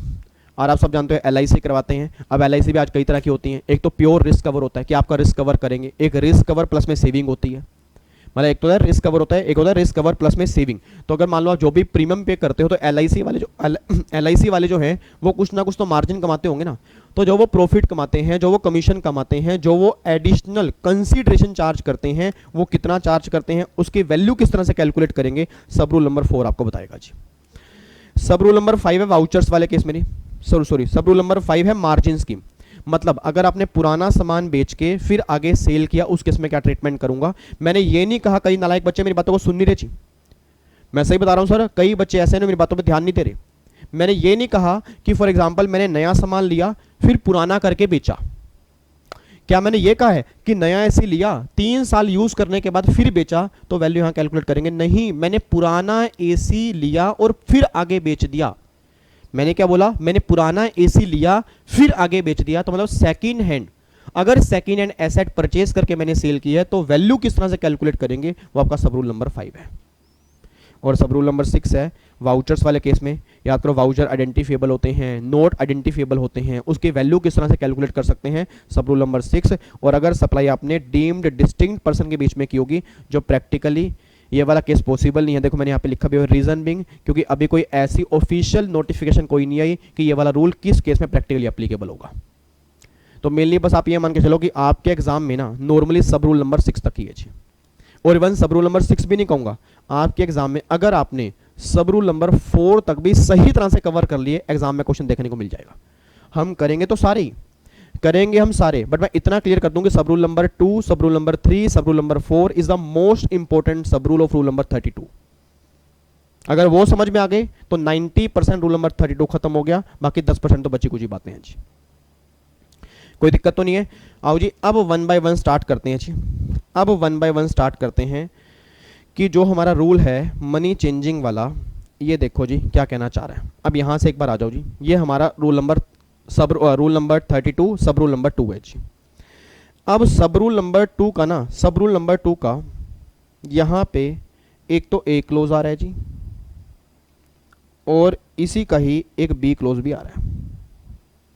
अब ये ए और बी के अंदर फर्क क्या है? गवर्नमेंट ये बात कहना चाहती है कि जिनका बिजनेस फॉरेक्स की सेल परचेज करना होगा, उनके पास वैल्यू निकालने के 2 तरीके होंगे, एक तो होगा नॉर्मल, एक होगा ऑप्शनल। एक होगा नॉर्मल, एक होगा ऑप्शनल। इन दोनों में से किसी भी तरह से वैल्यू कैलकुलेट कर लो, जो तुम्हें वैल्यू सही लगती है, जो वैल्यू तुम्हें बेनिफिट देती है, उस वैल्यू पर जीएसटी एप्लीकेबल कर दो, हमें कोई दिक्कत नहीं है। मतलब पहली बात तो रूल नंबर 32 ऑप्शनल है, और जो रूल नंबर 32 में सब रूल नंबर 2 है, उसके अंदर भी वैल्यू निकालने के 2 तरीके हैं, एक तो मेथड 1, मेथड 2। इन दोनों में से जिस मेथड से भी तुम्हारी वैल्यू कम आएगी, उस मेथड से वैल्यू यूज करके तुम जीएसटी पे कर दो, हमें कोई दिक्कत नहीं। मेथड 1 किस में है? ए पॉइंट में है। मेथड बी किस में है? वो बी पॉइंट में है जी। तो पहले पूरा टाइम लगाएंगे मेथड ए पे। बहुत ध्यान से पढ़ना जी, बहुत ध्यान से पढ़ना कि मेथड ए क्या बोलता है। एक बार चेक करो जी, सीधो के बैठो यार, वर्षा प्लीज सीधो के बैठो, आकांक्षा सीधो के बैठो, तृप्ति बिल्कुल सीधो के बैठो। देखो इस रूल में ना, इस रूल में कोई सुस्ती नहीं चलेगी। इस रूल को मैं सही बता रहा हूं सर, इस रूल को हम किसी भी हालत में इग्नोर नहीं कर सकते, क्योंकि आप सबने एग्जीक्यूटिव में ये सही तरह से नहीं पढ़ा हुआ, और अगर पढ़ा होगा तो एक डायग्राम के थ्रू पढ़ा होगा। तो डायग्राम तो मैं यहाँ पे भी बनवाऊंगा, डायग्राम यहाँ पर भी बनवाऊंगा, और बहुत बढ़िया बनवाऊंगा, एग्जीक्यूटिव से भी कई गुना अच्छा होगा, प्रोवाइडेड पहले आप बेयर लो पढ़ोगे। प्रोवाइडेड आप बेयर लो पहले पढ़ोगे, क्योंकि सर सीएस बनने के बाद ना, ध्यान रखना, सीएस बनने के बाद डायग्राम तो काम आएंगे, बट कई बार अगर, वैसे तो आपने लो में, मेरे ख्याल से आप लो के तो हर पेपर में बेयर एक्ट ही पढ़ रहे होंगे, लो के तो हर पेपर में बेयर एक्ट ही पढ़ रहे होंगे, बट फिर भी आपको ये बताओ कि जो टैक्सेशन का बेयर एक्ट है, जो जीएसटी का बेयर एक्ट है, वो किस तरह से पढ़ा जाता है। ठीक है जी, एक बार चेक करना क्या लिखा हुआ है जी। देखो जी वो कहना क्या चाह रहे हैं, क्लोज नंबर 1 पढ़ने जा रहे हैं जी। पहले सब रूल नंबर 2 पढ़ो क्या लिखा हुआ है। वो कह रहे हैं the value of supply of service in relation to purchase or sale of foreign currency including money changing shall be determined by a supplier of service in the following manner namely। क्या कहना चाह रहे हैं जी, क्या कहना चाह रहे हैं? मतलब वो कहना चाह रहे हैं the value of supply of service in relation to purchase or sale of foreign currency। मतलब जिनका काम फॉरेन करेंसी की सेल परचेज करना है इंक्लूडिंग मनी चेंजिंग, उसकी वैल्यू कैसे निकालेंगे? Shall be determined by the supplier of service. मतलब जो सर्विस का सप्लायर है वो वैल्यू डिटरमाइन करेगा कैसे? In the following manner, namely exhaustive list है, इंक्लूसिव लिस्ट नहीं है। मतलब जितने भी आपके बैंक हैं, ऑथोराइज बैंक हैं, मनी चेंजर हैं, वो सब क्या है? सर्विस के सप्लायर है ना। तो वो अपनी वैल्यू किस तरह से कैलकुलेट करेंगे अब गवर्नमेंट बताने जा रही है। तो प्रैक्टिकल लाइफ में जितने बाहर आप मनी चेंजिंग वाले देखते हो, जो मनी चेंज करते हैं, उनकी वैल्यू निकालने का तरीका अब गवर्नमेंट बताने जा रही है। एक बार चेक करना क्या लिखा हो पॉइंट नंबर ए में। वो कह रहे हैं for a currency when exchange from और टू, बहुत ध्यान से, for a currency when exchange from और टू इंडियन रुपीज, मतलब इंडियन रुपीज से डॉलर में कन्वर्ट करवाया मान लो, या डॉलर से इंडियन रुपीज में कन्वर्ट करवाया, उस केस की बात कर रहे हैं। मतलब एक करेंसी इंडियन करेंसी है, एक करेंसी इंडियन करेंसी है, उसकी बात कर रहे हैं जी। प्रोविजन बहुत ध्यान से पढ़ना मेरे बच्चे, मेरे कद्दू ध्यान से पढ़ना, भिंडी कलर के बच्चों ध्यान से पढ़ना। For a currency when exchange from और टू इंडियन रुपीज, मतलब फ्रॉम और टू इंडियन रुपीज, मतलब इंडियन रुपीज से फॉरेन करेंसी में कन्वर्ट हुआ, फॉरेन करेंसी से इंडियन रुपीज में कन्वर्ट हुआ, तो इस रूल की बात करेंगे। तो व्हेन एक्सचेंज फ्रॉम और टू इंडियन रुपीज, अब ध्यान से the value shall be, value क्या बनेगी बताने जा रहे हैं जी। The value shall be equal to किसके बराबर, the difference in the buying rate और selling rate as the case may be, and the Reserve Bank of India reference rate for that currency at that time multiplied by the total units of currency. ये आपकी value calculate होगी जी, ये आपकी value calculate होगी जी। ये एक point हमारा खत्म हो गया जी। मुझे तो कुछ पल्ले नहीं पड़ा जी, मुझे कुछ पल्ले नहीं पड़ा, किसी के पल्ले पड़ा जी? किसी को कुछ आया समझ क्या कहना चाह रहे हैं? कोई बच्चा क्लास में बताना चाहता हो क्या कहना चाह रहे हैं?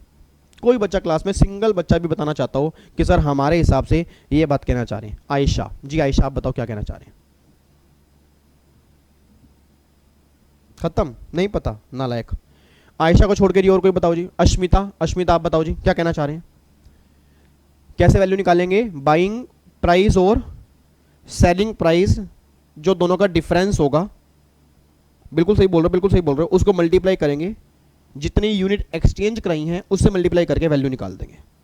बहुत बढ़िया जी, बहुत बढ़िया, कमाल कर दिया, आग लगा दी, आग लगा दी नालायक, आग लगा दी। सबसे गलत आंसर दिया आपने। सर ये लो आपके सामने है, मैं तो कह रहा हूं ओपन बुक पेपर है, मैं तो ये कह ही नहीं रहा कि लो मैंने छुपा दिया मुझे आंसर दो। ओपन बुक पेपर है, सामने लो खुला पड़ा है, मेरी लैंग्वेज भी नहीं है, इसके अंदर तो हम डाउट भी रेज नहीं कर सकते। सामने लो है, उसको देख के आंसर देना, इंग्लिश से हिंदी में कन्वर्ट करनी है बस। कोई और बच्चा जी, अश्मिता के अलावा जी, अश्मिता के अलावा कोई और बच्चा जो बताना चाहता हो जी? अभिषेक आप बताओ क्या कहना चाह रहे हो? कि अगर रुपीस को मान लो डॉलर में कन्वर्ट किया, ठीक है, डॉलर को रुपीस में कन्वर्ट किया, ठीक है, तो उस केस में फिर जो डॉलर का बाइंग और सेलिंग प्राइस होगा माइनस कर देंगे रिजर्व बैंक का रेट, और फिर मल्टीप्लाई करेंगे जितने यूनिट्स आपने एक्सचेंज किए हैं उससे मल्टीप्लाई करके वैल्यू निकाल दोगे। चलो जी, कुछ हद तक इंप्रूवमेंट हुई है। मतलब बच्चा कह रहा है कि सर बाइंग और सेलिंग रेट जो होगा उसमें से रिजर्व बैंक का रेट माइनस कर देंगे, फिर यूनिट से मल्टीप्लाई कर देंगे तो वैल्यू निकल के आ जाएगी। गवर्नमेंट ये बात कहना चाह रही है। इधर सुना मैं ध्यान से कहना क्या चाह रहा हूँ, प्लीज ध्यान सुना मैं कहना क्या चाह रहा हूँ। एक बात मैंने सोच के बताओ जी, एक बात मैंने सोच के बताओ, आप में से वैसे आपके एग्जाम में ना अब पेपर नहीं है एफएम का, आपके एग्जाम में पेपर नहीं है।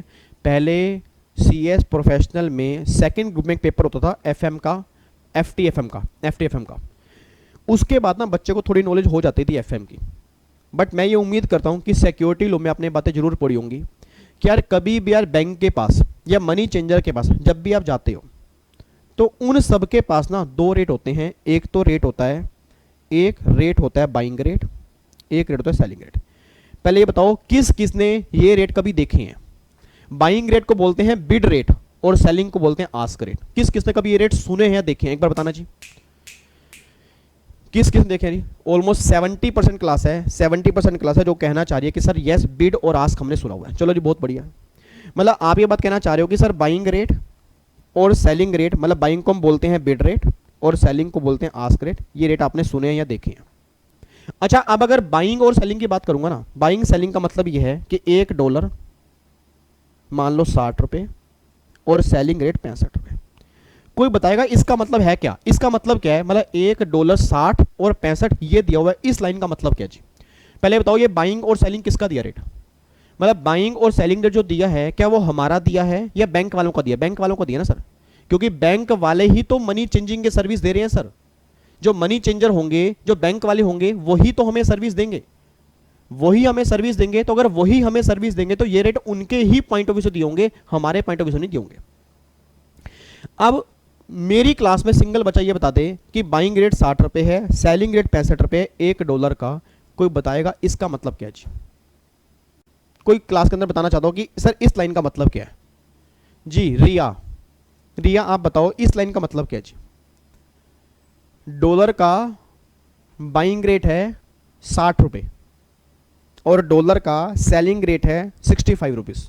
हाँ वो तो मुझे भी पता है, वो सामने लिखा हुआ है कि डॉलर का बाइंग रेट ₹60 है, डॉलर का सेलिंग रेट ₹65। मैं कह रहा हूँ इसका मतलब क्या है, इसका मतलब क्या है, मतलब मैं ये जानना चाह रहा हूँ कि जैसे मान लो मेरे पास 1,00,000 रुपीज़ है, मेरे पास ना 1,00,000 रुपए हैं, तो अगर मेरे पास 1,00,000 रुपए हैं, सोच समझ के बोलना जी, अगर मेरे पास 1,00,000 रुपए हैं, चलो मैं एग्जांपल देता हूँ जी, एग्जांपल देता हूँ। ओमकार कहता है सर बस, सर बस अब हो गया सर, अब हो गया सर, बहुत टाइम हो गया, इतने दिन हो गए क्लासेस चलते हुए ना, अब बस ये आप ये प्रोग्राम करो सर, फटाफट से क्लासेस आपका बैच खत्म हो जाएगा और फिर एक बार सर रिक्वेस्ट है, अपना एक बार एग्जाम से पहले घूमने के लिए चलते हैं। मैं कहूँ ओमकार टेंशन मत लो, ये कोविड की प्रॉब्लम थोड़ी सही हो जाए, बस ऐसा करते हैं पूरी फैमिली के साथ प्लानिंग बनाते हैं, मतलब जितने बच्चे चलना चाहते हैं मैं अनाउंस कर दूंगा व्हाट्सएप पे, या आप मतलब बता दूंगा जी, बोलो कहाँ का कोई घूमना चाहता है, तो जो बच्चे एग्री करेंगे वो सारे घूमने चलेंगे, पूरी टीम बना के चलेंगे आराम से, 20, 25, 30, 100, 150 जितने बच्चे चाहते हैं। मैं कह रहा हूँ अगर 400, 500 बच्चा भी होगा तो भी कोई दिक्कत नहीं है, आराम से घूमने फिरने चलेंगे, ठीक है। और खाना पीना सब होगा वो आपकी तरफ से होगा, ठीक है। इतना तो बर्डन आप मेरा ले सकते हो कि नहीं ले सकते मेरा बर्डन, मैं एक ही तो हूँ, मैं कितना खाता हूँ सर, मैं ऐसा नहीं हूँ 15-20 रोटी खाता हूँ, मैं एक रोटी में काम चला लूँगा, आपका मैं बहुत कम खर्चा कराऊंगा मेरे बच्चे, ये मान लो मैं खर्चा कराऊंगा ना के बराबर कराऊंगा, बस मैं तो एक चिप्स के पैकेट में भी सर जाऊंगा। मेरे को तुम अगर ये पार्ले जी का, मेरे को देखो ये सारा दिन मैं पार्ले जी खाता हूँ, देखो आधा पैकेट खत्म हो गया, मेरे को अगर तुम पार्ले जी के साथ भी ले जाओगे ना तो भी मैं तुम्हारे साथ चलने को तैयार हूँ, बस तुम मुझे ले जाओ अपने साथ। ओमकार कह रहा है सर कोई दिक्कत वाली बात नहीं है, तो ऐसा करते हैं फिर इंडिया में क्यों चलना है सर, ऐसा करते हैं कि यूएस से घूमने चलते हैं। मैं कहा ओमकार तुम यूएस से मेरे को लेके जाओगे, कह रहा सर क्या बात कर दी आपने, आपको यूएस से, आप बोलो तो सही कहाँ जाना है आपने सर, आपको वहीं लेके चलेंगे घुमाने के लिए। मैं कहा ओमकार यार कमाल हो गया। अच्छा अब सुना ध्यान से, अब मैं ना कहना क्या चाह रहा हूँ कि हमें यूएस से घूमने के लिए जाना है। अच्छा अगर हमें यूएस से घूमने के लिए जाना है, मेरा पूरी क्लास से क्वेश्चन है, अगर हमें यूएस से घूमने के लिए जाना है, मेरा पूरी क्लास से क्वेश्चन है, मेरे हाथ में रुपीस है, क्या यूएसए में रुपीस चल जाएंगे, आंसर देना सोच समझ के, क्या यूएसए में रुपीस चल जाएंगे, यस या no, answer is no. Sir वहां क्या चलेंगे, डॉलर चलेंगे ना, वहां क्या चलेंगे, डॉलर चलेंगे। अब जब मेरे पास रुपीस हैं, मुझे डॉलर चाहिए, मेरे पास रुपीस हैं मुझे डॉलर चाहिए, तो अगर मुझे रुपीस से डॉलर चाहिए तो मुझे बैंक के पास जाना पड़ेगा, जो बैंक ऑथोराइज बैंक होगा मनी चेंजिंग के। तो मैं दौड़ा दौड़ा बैंक के पास गया, मान लो यहाँ पे, इधर देखो ध्यान से, मैं दौड़ा दौड़ा बैंक के पास गया, मेरे पास ये मान लो ये रुपीस है जी, मेरे पास ये मान लो जी ये रुपीस हैं, ये रुपीस मेरे यहाँ पे पड़े हैं और मुझे अब क्या चाहिए, ये डॉलर चाहिए। मैं दौड़ा दौड़ा बैंक के पास गया, मैंने कहा बैंक, तो बैंक ने कहा क्या हुआ, मैं कहा बैंक मेरे पास ना रुपीस हैं, मुझे डॉलर चाहिए, मुझे अभिषेक और इन सबके साथ ना घूमने फिरने जाना है, तो मैं चाहता हूँ मेरी भी शायरी थोड़ी बहुत इंप्रूव हो जाए, क्योंकि मेरे को भी शायरी लिखना आ नहीं रहा। अभिषेक तो बहुत बड़ी शायरी लिखता है, वो गजब गजब आग लगा देता है जी। तो बैंक वालों ने कहा भाई जाओ घूमने जाओ, हमारी वाला तुम कहीं भी जाओ, तुम्हें परेशानी, फिर तुम यहाँ पे क्यों आए हो। मैं कहा बैंक मेरे पास रुपीस है ना, अब वहां चलेंगे डॉलर, तो मेरे से आप रुपीस लेके मुझे डॉलर दे दो। मेरा पूरी क्लास का क्वेश्चन है, मैंने बैंक को रुपीस दिए और बैंक ने मुझे क्या दिए जी, डॉलर। मैंने बैंक को रुपीस दिए और बैंक ने मुझे क्या दिए, डॉलर। अच्छा बैंक डॉलर बाय कर रहा है या सेल कर रहा है, मुझे ये क्लियर करो बस, बैंक डॉलर बाय कर रहा है या सेल कर रहा है। कोई बच्चे अभी भी सोचने में लगे हुए हैं, ये बैंक कर क्या रहा है, ये बैंक कर क्या रहा है, ये बैंक कर क्या रहा है। नालायको, बैंक डॉलर बाय नहीं कर रहा, बैंक डॉलर सेल कर रहा है, ऑब्वियस बात साफ तो दिख रहा है। सर अगर मैंने बैंक को रुपीस दिए, बैंक मुझे डॉलर देगा, तो बैंक डॉलर सेल करेगा ना, और अगर बैंक डॉलर सेल करेगा, तो बैंक अपना सेलिंग रेट लगाएगा। यारी बात समझ में, अगर बैंक डॉलर सेल करेगा तो बैंक क्या लगाएगा, सेलिंग रेट लगाएगा। अच्छा अब बैंक के सेलिंग रेट का मतलब क्या है, बैंक मुझे कह रहा है विवेक कि मैं तुझसे, प्लीज ध्यान सुना, मैं तुझसे 65 रुपए लूंगा तो तुझे $1 दूंगा। मैं तुझसे 65 रुपए लूंगा तो तुझे $1 दूंगा, क्योंकि मेरा डॉलर का सेलिंग प्राइस जो है वो 65 रुपए है। I hope you are getting my point, कि मैं तुझसे 65 रुपए लूंगा फिर तुझे $1 दूंगा, क्योंकि मेरा डॉलर का सेलिंग प्राइस 65 रुपए है, ठीक है। अच्छा ध्यान सुना, अगर मेरे पास 1,00,000 रुपए हैं, और बैंक कह रहा है कि मैं 65 रुपए लूंगा, तो अगर मैं 1,00,000 को 1,00,000 को डिवाइड बाय 65 करूंगा तो मतलब मुझे 1538 अप्रोक्सीमेट ये लगा लो $1540 मुझे मिलेंगे, बस $1540 मुझे मिलेंगे, क्योंकि $1 बैंक ने मुझे 65 रुपए का सेल किया है। लो जी $1540 मैं दौड़ा दौड़ा लेके घर आ गया, क्योंकि बैंक को मैं 1,00,000 रुपए दिया, बैंक ने मुझे डॉलर बेचे। ध्यान सुना जी, मैं बाइंग और सेलिंग की गेम बता रहा हूँ, मैं बाइंग और सेलिंग की गेम बता रहा हूँ कि वहां पे क्या होगी जी, ठीक है।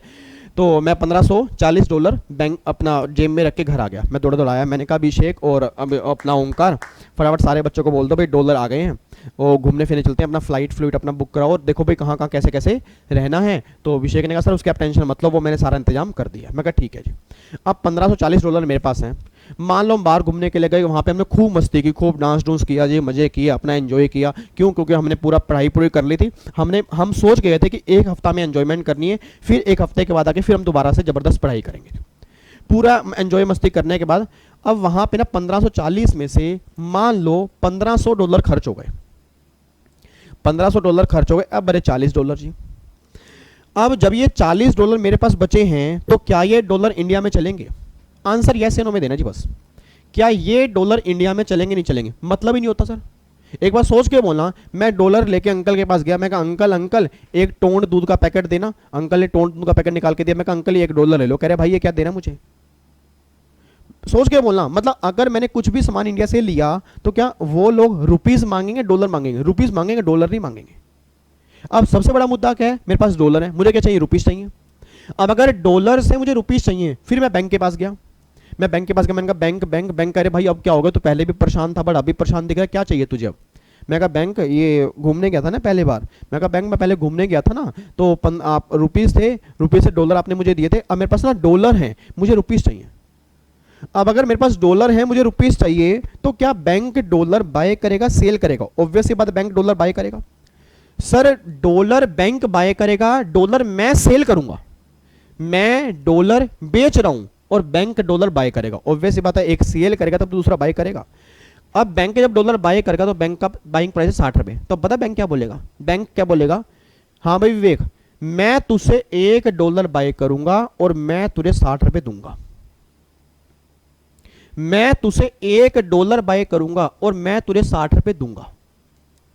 मतलब जब बैंक ने मुझे डॉलर बेचा था तो 65 रुपए चार्ज किए थे, और वही सेम डॉलर जब वापस करने की बारी आ रही है तो बैंक 60 रुपए मुझे दे रहा है। तो कहीं ना कहीं बैंक 5 रुपए का मार्जिन कमा गया जी। कहीं ना कहीं बैंक 5 रुपए का मार्जिन कमा गया, 5 रुपए का प्रॉफिट कमा गया। और ऑब्वियस बात है, बैंक भी तो बिजनेस कर रहा है सर, बैंक भी तो बिजनेस ही कर रहा है। और ऑलवेज ये बात ध्यान देना जी, selling rate is always more than buying rate. बस ये बात ध्यान देना जी, सेलिंग रेट जो होगा हमेशा ही बाइंग रेट से ज्यादा होगा। ये बात क्लियर है, क्योंकि बैंक एक बिजनेस कर रहा है और अगर बिजनेस कर रहा है तो ऑब्वियस बात है प्रॉफिट वो ज्यादा कमाएगा। तो बस बाइंग और सेलिंग की ना गेम समझना। बाइंग सेलिंग की गेम ये है कि बैंक डॉलर कितने का बाय करेगा और फिर वो कितने रुपए आपको देगा, और बैंक डॉलर कितने का बेचेगा वो प्राइस आपके सामने है। अब एक बार गेम दोबारा समझते हैं जी। अच्छा, अब ये तो हो गए, ये तो हो गया डॉलर का प्राइस, ये तो उस बैंक का हो गया। आपको पता हो आज रिजर्व बैंक ऑफ इंडिया भी रेट निकालता है और काफ़ी सारी करेंसी के रेफरेंस रेट रिजर्व बैंक भी निकालता है। अच्छा, बट हर करेंसी के reference rate Reserve Bank of India के पास अवेलेबल नहीं होते।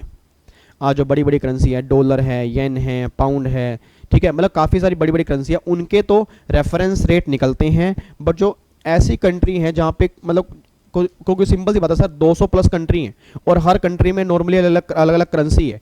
अब डॉलर तो नॉर्मली हर जगह चल जाता है, बट कई करेंसी ऐसी हैं जिसके रेफरेंस रेट अवेलेबल ही नहीं होते। अब जिसके reference rate Reserve Bank available ही नहीं करवाता तो वहां वैल्यू निकालने में तो दिक्कत आएगी। क्योंकि यहां पे इधर देखो ध्यान से, उसने क्या बोला, तुम्हें वैल्यू निकालनी है for a currency when exchange from और to Indian rupees the value shall be equal to, ध्यान से, the value shall be equal to difference in the buying और सेलिंग एज द केस में be and Reserve Bank of India reference rate जो दिया होगा for that currency at the time multiply by the total units of currency. मतलब क्या जी? मतलब पहली बात तो बताओ, वो यहां पे बाइंग और सेलिंग का डिफरेंस नहीं कह रहा सर, उसका डिफरेंस नहीं कह रहा, वो कह रहा है the value shall be the equal to the difference in the buying और सेलिंग एज द केस में बी। मतलब इनमें से कोई एक रेट लोगे आप, इनमें से कोई एक रेट लोगे सर, वो difference in the buying rate और है, और एंड नहीं है। वो ये नहीं कह रहा difference in the buying and selling rate. वो देखो ना यहां पे ध्यान से पढ़ो, buying rate and Reserve Bank का rate, selling rate and Reserve Bank का रेट, बेरेक्ट को इस तरह से पढ़ा जाता है। अगर मैं चाहूं तो मैं सिंपल लैंग्वेज में 2 मिनट में डायग्राम बनवा दूंगा, पर जब बाद में बेरेक्ट पढ़ना पड़ेगा तो कहीं ना कहीं दिक्कत आती है सर। वो पता लगा एग्जाम में लिखना नहीं है, एग्जाम और टैक्स के एग्जाम में तो वैसे नहीं लिखना होता। टैक्स के एग्जाम में तो वैसे कोई दिक्कत नहीं है, मेन होती है लॉ के अंदर, क्योंकि लॉ में टेक्निकल टर्म्स यूज होती हैं। टैक्स में या तो प्रैक्टिकल बनेगा या अगर प्रोविजन बेस बनेगा भी तो भी आप अगर अपनी लैंग्वेज में लिख के होगे तो भी नंबर पूरे मिलेंगे। तो मेन दिक्कत टैक्स की नहीं है, बट मैं ये बताने जा रहा हूँ कि कई बार ना बच्चा यहाँ पे गलत इंटरप्रिटेशन ले लेता है। फिर वो बच्चा मुझे कहता है घर जाके कि सर हमने ना रूल नंबर 32 एक बार बेरेक्ट से देखा था, तो वहां तो लिखा हुआ है कि डिफरेंस बाइंग और सेलिंग का लेना है। मैं दोबारा बोलता हूँ कि ध्यान से पढ़ो उसको, मैं दोबारा कहता हूं ध्यान से पढ़ो, क्योंकि उसने लिखा है difference in the buying rate, क्योंकि अगर इन दोनों का डिफरेंस लेना होता तो बीच में ना एंड होता, मतलब फिर वो पता क्या कहते, फिर वो कहते the difference in the buying rate and selling rate.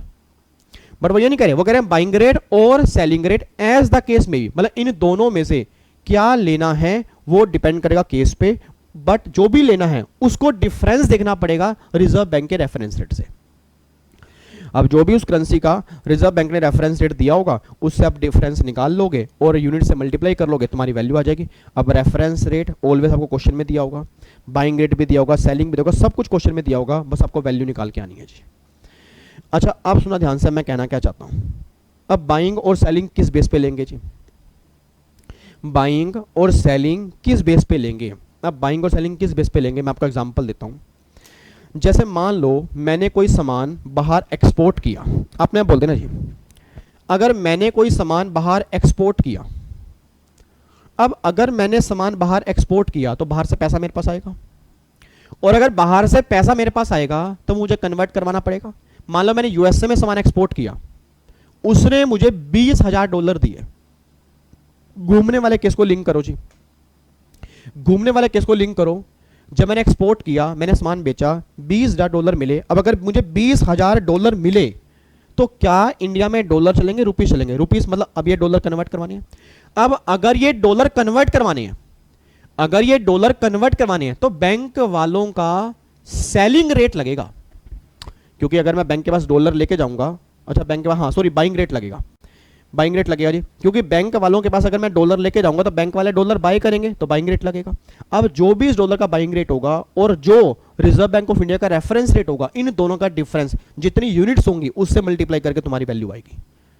और अगर वही मैं इंपोर्ट करूंगा तो इंपोर्ट में क्या होगा, मुझे बाहर पेमेंट करनी पड़ेगी, मेरे पास रुपीस होंगे, मुझे डॉलर चाहिए होंगे, तो मैं बैंक के पास जाऊंगा, रुपीस दूंगा, बैंक मुझे डॉलर देगा, तो डॉलर सेल करेगा, तो सेल प्राइस और रेफरेंस रेट जो होगा, जो डिफरेंस होगा, यूनिट से मल्टीप्लाई करूंगा, आपकी वैल्यू निकल के आएगी।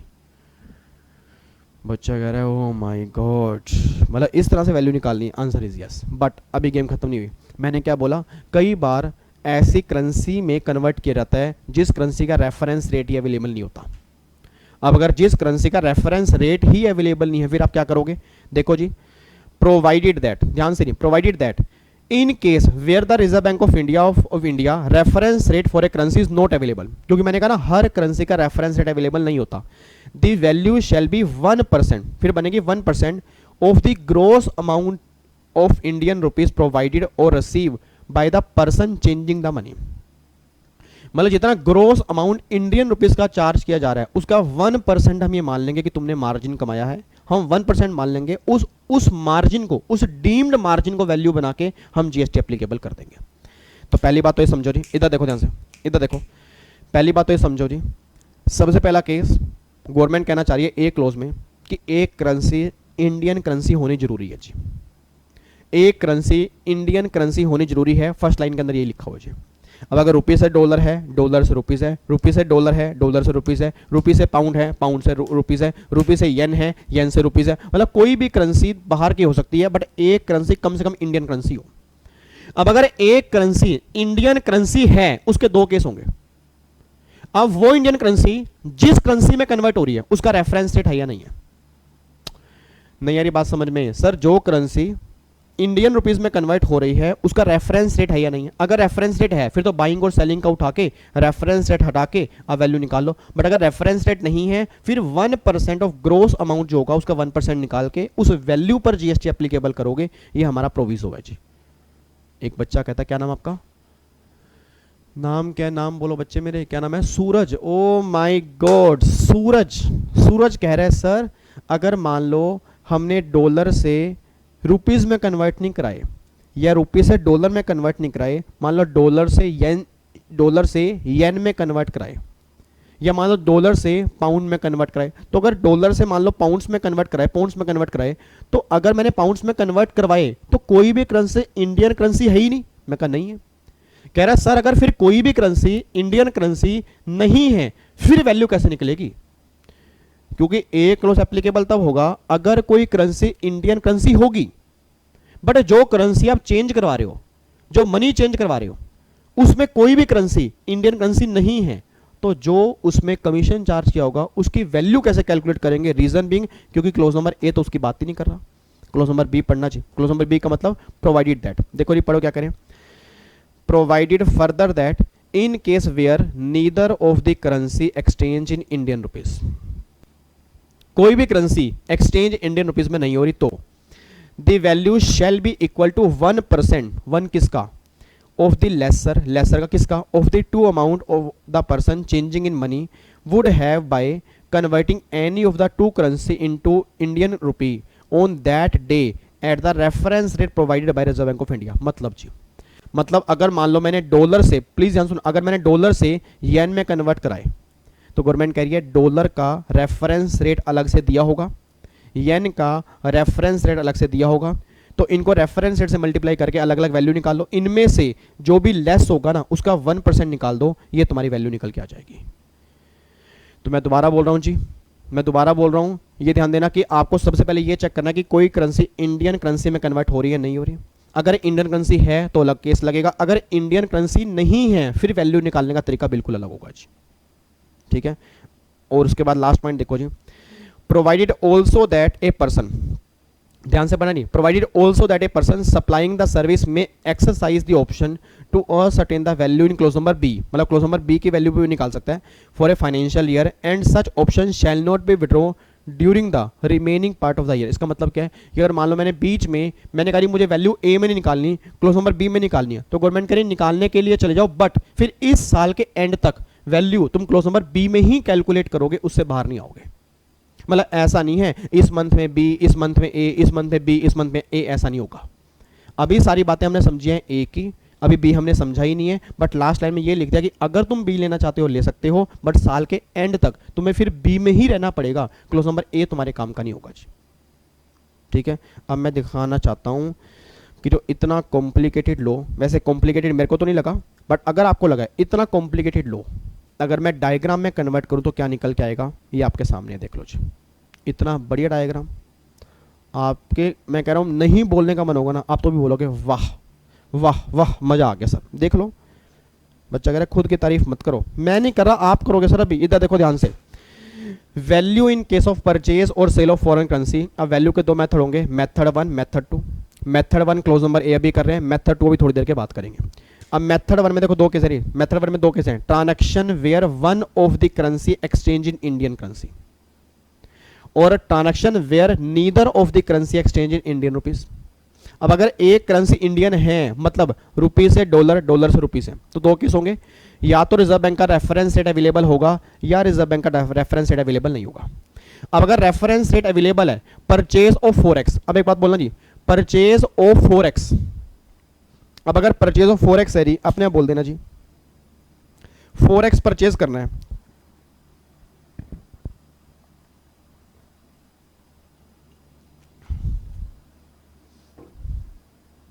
हनी फॉरेक्स परचेज करना है, तो अगर मेरे पास डॉलर हैं, डॉलर बैंक वालों के पास लेके जाऊंगा तो बैंक वाले डॉलर क्या करेंगे, जल्दी बोलो, बैंक वाले डॉलर क्या करेंगे, बाय करेंगे ना। तो देखो यहाँ पे क्या लिखा है, जो रिजर्व आरबीआई का रेफरेंस रेट होगा माइनस में बाइंग रेट लगा दिया, यूनिट से मल्टीप्लाई करते वैल्यू आ गई। और अगर हमें फॉरेक्स सेल करना है, अगर फॉरेक्स हम सेल कर रहे हैं तो सेल करने में क्या लगेगा जी, सेलिंग रेट माइनस में आरबीआई का रेफरेंस रेट मल्टीप्लाई यूनिट्स, ये वैल्यू निकल के आ गई। और अगर आरबीआई का रेफरेंस रेट किसी भी करेंसी का अवेलेबल ही नहीं है तो फिर 1% of the gross amount Indian rupees exchange for forex, उसका 1% निकाल दोगे, ये वैल्यू आ जाएगी। और ध्यान रखना जी, अगर मैंने क्या बोला, अगर कोई करेंसी इंडियन करेंसी है ही नहीं, डॉलर से येन, येन से डॉलर, मतलब इस तरह से कन्वर्ट हो रहे हैं, तो फिर 1% of lower of the following, मैं दोबारा बोलूंगा 1% of lower of the following, किस में से लोअर, रिजर्व बैंक का rate multiply units of forex sold, मतलब जो आप फॉरेक्स बेच रहे हो, मतलब मान लो डॉलर बेच के आप येन ले रहे हो या येन बेच के डॉलर ले रहे हो, तो आपने डॉलर बेचा तो डॉलर का जो भी रेफरेंस रेट अवेलेबल होगा उससे मल्टीप्लाई कर लो, और येन का जो परचेज किया उसका रेफरेंस रेट होगा, अलग अलग रेफरेंस रेट तो होंगे ना सर, नो डाउट इंडिया से डॉलर नहीं, मतलब रुपीज से डॉलर, डॉलर से रुपीज नहीं है, बट डॉलर से येन है तो डॉलर का अलग रेफरेंस रेट होगा और येन का अलग रेफरेंस रेट होगा, तो इन दोनों के रेफरेंस रेट से मल्टीप्लाई करके जो वैल्यू आएगी उसका लेस निकाल के 1% करना है आपने जी, इस तरह से वैल्यू निकालोगे। तो ये आपका ना क्लोज नंबर ए है, देखो जो वहां पे दिया था उसको मैंने डायग्राम में कन्वर्ट किया। बच्चा कह रहा है सर ये समझ नहीं आ रहा, अब ये एग्जाम में क्वेश्चन कैसे बनेंगे इसके, अब मैं आपको दिखाता हूँ जी बहुत ध्यान से। अभी तो मैं कह रहा हूँ समझ में कुछ भी नहीं आया होगा, अब आएगा समझ जब हम ये क्वेश्चन करेंगे। एक बार क्वेश्चन देखते हैं, क्वेश्चन क्या है, क्वेश्चन चेक करना जी। VG study hub limited, VG study hub limited एक कंपनी है, export some goods to ABC limited. Export, अब पहली बात तो ना क्वेश्चन को ना यहीं से पहचान लिया करो, एक्सपोर्ट का मतलब क्या है, इतना बताओ ना, एक्सपोर्ट का मतलब क्या है जी, एक्सपोर्ट का मतलब क्या है मेरे बच्चे बताओ, एक्सपोर्ट का मतलब क्या है। एक्सपोर्ट का मतलब क्या है कि मैंने बाहर सामान भेजा या बाहर से आया, बाहर सामान भेजा। अब अगर बाहर सामान भेजा होगा तो बाहर से पैसा इंडिया में आएगा, पहले यहां से ये चेक करो कि मेरे पास कौन सी करेंसी आएगी। तो जब मैंने सामान भेजा क्या आ गया, फॉरेन रिजर्व। अब इस फॉरेन रिजर्व को मैं बैंक के पास लेके जाऊंगा तो बैंक क्या करेगा, बाय करेगा, मैं क्या करूंगा, सेल करूंगा। ऑब्वियस सी बात है, जो बैंक डॉलर बाय कर रहा है तो बैंक अगर बाय करने वाला है तो मैं सेल करने वाला भी तो हूं। जो बैंक का बाइंग रेट है वो मेरा क्या है, सेलिंग रेट है। नहीं यार ये बात समझ में, सर मान लो मैं मनी चेंजर वाला हूं, मैंने कहा जी मैं डॉलर बाय करूंगा 60 रुपए का, तो अगर मैं डॉलर 60 रुपए का बाय करूंगा तो मेरे लिए बाइंग प्राइस हो गया 60 रुपए, आपके लिए वही सेम प्राइस सेलिंग प्राइस हो गया। ऐसा मैं क्यों कह रहा हूं, कई बार ना एग्जामिनर कंफ्यूज कर देगा आपको और आप गलती करके आ जाओगे। इसी क्वेश्चन में दिखाता हूं मैं आपको, उसने रिसीव किए $10,000, बाहर से $10,000 आए। अब ये डॉलर किसको देके आने हैं जी, ये डॉलर किसको देके आने हैं, जल्दी बोलो, ये डॉलर किसको देके आने हैं, बैंक को।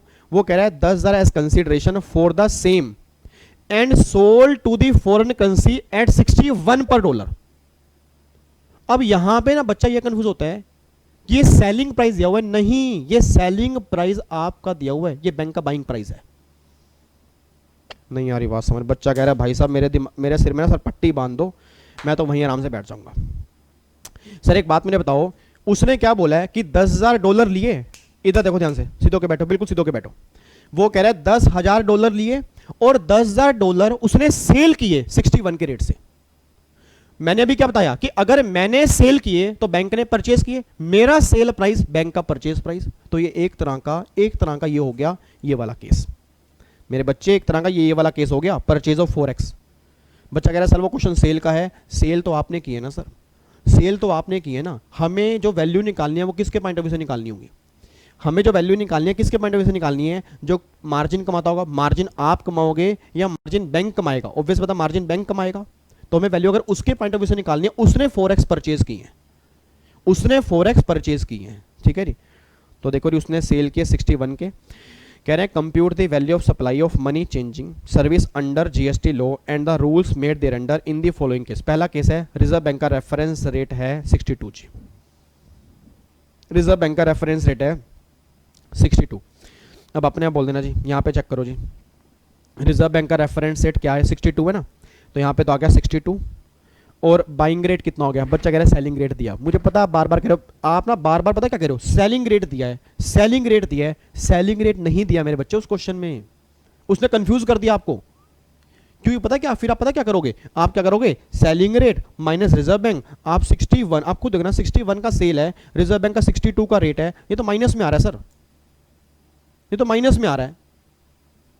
ऑब्वियस सी बात है, रिजर्व बैंक का अगर 62 रेट है मतलब क्या है कि बैंक ने आपसे डॉलर बाय किया, बैंक ने आपसे डॉलर बाय किया 61 रुपए में और रिजर्व बैंक को आगे जाके देकर आएगा 62 रुपए में। मतलब रिजर्व बैंक, इसका मतलब ये है सर, आप ना लॉजिक समझो। मैं ज़्यादा डिटेल में अगर घुस गया ना, मेरे को ये है कि आधे बच्चे ऐसे कहेंगे कि चल क्या रहा है। आप अगर थोड़ा सा अगर माइंड वाइड करके सोचोगे, थोड़ा सा माइंड खोल के सोचोगे चल क्या रहा है यहाँ पे, चल ये रहा है कि उसने मुझे 61 रुपए का डॉलर दिया, मैं जब रिजर्व बैंक के पास डॉलर लेके जाऊंगा तो रिजर्व बैंक मुझे 62 रुपए देगा। मतलब जो मेरा बाइंग रेट 61 है तो रिजर्व बैंक का बाइंग है 62।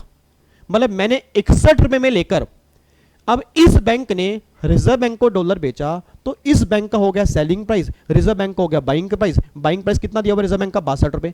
तो 62 रुपए में अगर मैंने रिजर्व बैंक को बेचा, उससे 61 रुपए लिया, तो मैंने प्रॉफिट कितना कमाया, 1 रुपए ना। वही तो निकाल रहे हैं, और क्या निकाल रहे हैं। अच्छा सर, ये सारी चीजें ना एफएम के अंदर पढ़ते हैं, ये सारी चीजें आपकी एफएम के अंदर आती हैं। तो अगर आपका मॉड्यूल 2 में एफएम का पेपर था, कैपिटल बस्टिंग हो गया, फोरेक्स हो गया, अगर चैप्टर फोरेक्स का है तो ये सारी बातें वही तो हैं सर, इसके अंदर है क्या, ये सारी बातें वही हैं। ठीक है जी। तो बस आपने ये बातें वहाँ पढ़ी होंगी, मैं थोड़ी सी रिकॉल करवा रहा हूँ कि आपने ये बातें ऐसी पढ़ी होंगी, क्योंकि प्रोफेशनल में आप हो तो आपने तो जरूर पढ़ी होंगी। हाँ, एग्जीक्यूटिव वाले बच्चा होता फिर उसको, फिर तो भाई साहब जान निकल जाती है मेरी, सही बता रहा हूँ सर। फिर मैं इतना डिटेल में नहीं जाता, क्योंकि मुझे पता है कि जब वो प्रोफेशन के अंदर आएगा मुझे उसको यहाँ पे फिर घिसाई करनी पड़ेगी। एग्जीक्यूटिव में मैं इतना बोल देता हूँ बस, रिजर्व बैंक का रेट माइनस में रेफरेंस रेट मल्टीप्लाई, ये आपका आंसर आ जाएगा। अब अगर मैं उसको इतना डिटेल में लेके जाऊंगा ना, वो सारे रूल भूल जाएगा, वो सारे रूल ही भूल जाएगा। और ना मैं इतना का भी एक्ट दिखाता उसको। भाई आप तो, आपका तो माइंड अब मैच्योर हो गया ना, क्योंकि आपने बाकी 8 पेपर में एक्ट देख लिया, वहां एक्ट आप पढ़ रहे हो 8 के 8 पेपर में। तो आपको ये एक्ट बिल्कुल बच्चों वाली बातें लग रही है कि हाँ ये तो बिल्कुल आसान है, कोई दिक्कत वाली बात नहीं है। तो आपको मैं एक्ट दिखाता हूँ, फिर आपको मैं एनालिसिस करवाता हूँ। अगर मैं डायरेक्टली एनालिसिस से चलूँ तो ये लगा लो आधा काम हो जाए मेरा। गलत क्वेश्चन फिर भी नहीं होंगे, सिंगल क्वेश्चन भी एग्जाम में गलत नहीं होगा सर। आप खुद देख लो, जो बेरेक्ट है उसके बेस पे तो डायग्राम बना हुआ है, जो बेरेक्ट है उसके वर्ड से तो डायग्राम बनाया मैंने, और क्या बनाया क्या मैंने, जो उसने बोला वैसे वैसे मैं करता क्या। बट हमें इससे आसान लगता है, हमें इससे आसान लगता है पढ़ना, बट इससे आसान लगने से पहले हमें यह पता हो कि बेयर लॉ में क्या लिखा हुआ है। तो पहली बात ये समझ लो सर, ये क्वेश्चन जो दिया हुआ है, इस क्वेश्चन को मैं दोबारा बोल रहा हूँ जी। इस क्वेश्चन में 61 सेलिंग प्राइस उसका है, मेरा बाइंग प्राइस है, और रेफरेंस रेट 62 है। तो देखो यहाँ पे क्या हो गया जी, अब यहाँ पे अच्छा, अभी एक पार्ट है दूसरा, आरबीआई रेफरेंस रेट अवेलेबल ही नहीं है। अब अगर आरबीआई का रेफरेंस रेट अवेलेबल ही नहीं है, अगर रिजर्व बैंक का रेफरेंस रेट अवेलेबल नहीं है, तो फिर 61 मल्टीप्लाई 10,000, जो 6 लाख होगा उसको 1% से मल्टीप्लाई कर लो, आपकी वैल्यू आ जाएगी। और फिर गवर्नमेंट कह रहे हैं what would be the value of supply if US $10,000 are converted into UK pound 5500। मतलब डॉलर से पाउंड में कन्वर्ट किया, रेफरेंस रेट डॉलर का 63 है और पाउंड का 101 है। तो भैया 5500 को 101 से मल्टीप्लाई करो, उसके बाद 10,000 को 63 से मल्टीप्लाई करो, जो वैल्यू लेस आएगी उसका 1% निकाल दो, जो डायग्राम के अंदर अभी हमने किए। आप चेक करो, एक ही क्वेश्चन में इस डायग्राम के तीनों पोर्शन आपके सामने आ चुके हैं। आप चेक कर लो, सिंगल क्वेश्चन में एग्जामिनर ने आपसे तीनों बातें पूछ ली। आप चेक कर लो जी, सिंगल क्वेश्चन एग्जामिनर में आपसे तीनों बातें पूछ ली। मेरी बातें समझ में आ रही है जी। ये क्वेश्चन आपका, ये वाला क्वेश्चन है जो एग्जाम के अंदर बन सकता है जी। इसका आंसर लिख लो जी। पहले इसका आंसर नहीं, पहले तो मेरे ख्याल से आपने ये लिखना है ना, हाँ, रूल नंबर 32 फटाफट से लिखना स्टार्ट करो। अभी ना सिर्फ मेथड 1 लिखना जी, अभी सिर्फ मेथड 1 वाला हिस्सा लिखना, मेथड 2 वाला भी छोड़ देना, सिर्फ मेथड 1 वाला लिखो जी।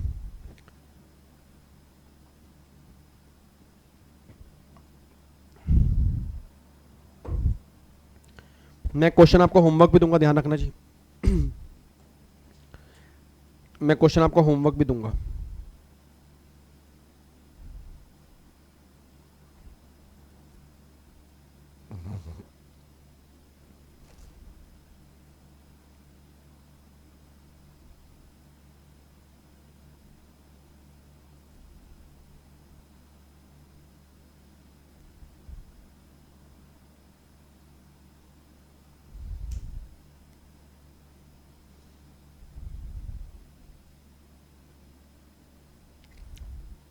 कर दूं ऊपर जी, ये लो मेथड 2। अभी चाहे रुक जाना जी, मेथड 2 अभी मत लिखना जी।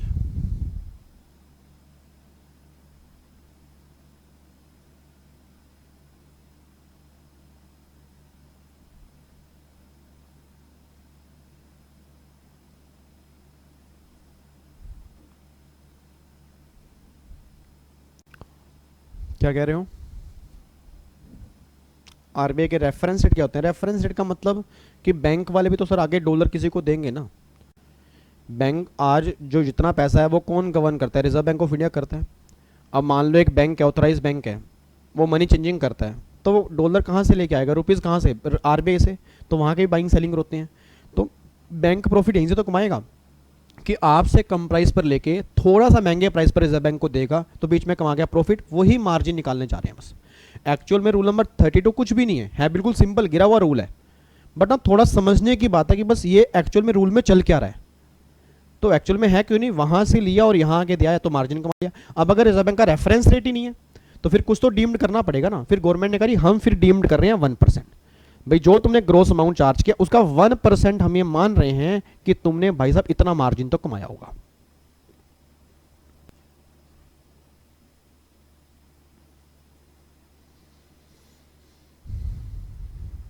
ठीक है जी। ये लो जी, अब एक बार ना यहाँ पोज करके लिख लेना यार, एक बार यहाँ पे पोज करके लिख लेना। और ये एग्जाम्पल जो है, ये एग्जाम्पल तो इसका आंसर तो मैं अभी लिखवा देता हूँ, और इससे अगला एग्जाम्पल मैं होमवर्क दूंगा। फिर मैं अभी आज ही क्लोज नंबर बी भी कराऊंगा, ताकि हमारा ना रूल नंबर 32 का मनी चेंज वाला तो आज हमारा खत्म हो जाए। कम से कम मनी चेंज वाला कॉन्सेप्ट हमारा खत्म हो जाए। बाकी फिर हम कर लेंगे कल एयर ट्रैवल एजेंट वाला चीज। वैसे कोशिश करूंगा एयर ट्रैवल वाला, क्योंकि एयर ट्रैवल में कुछ है नहीं। एयर ट्रैवल में वाकई में कुछ नहीं है सर, एयर ट्रैवल एजेंट में तो कुछ भी नहीं है।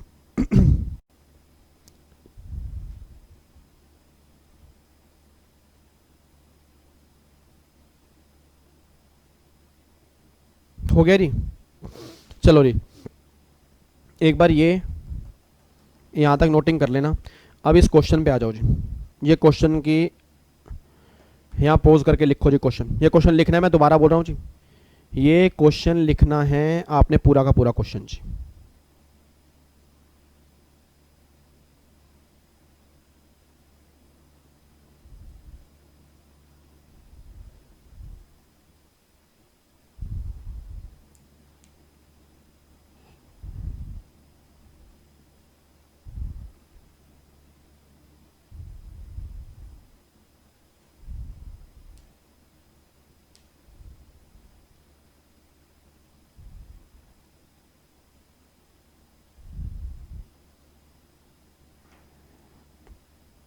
हो गया जी। ये लो अब यहाँ पे सॉल्यूशन लिखो जी।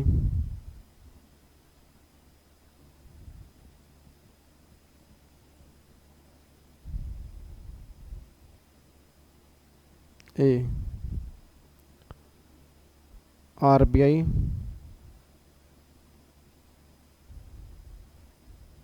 रेफरेंस रेट माइनस में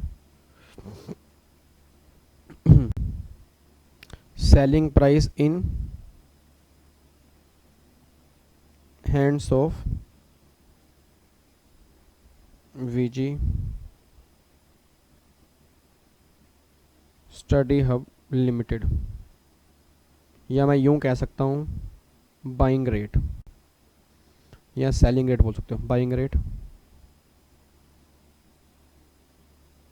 इन हैंड्स ऑफ बैंक और मल्टीप्लाई $10,000। तो ये 62 है, 61,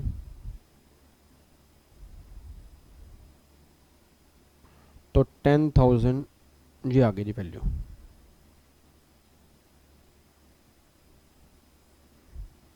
ये इस केस के अंदर वैल्यू आ गई जी। और अगर रिजर्व बैंक का रेफरेंस रेट नहीं है तो फिर तो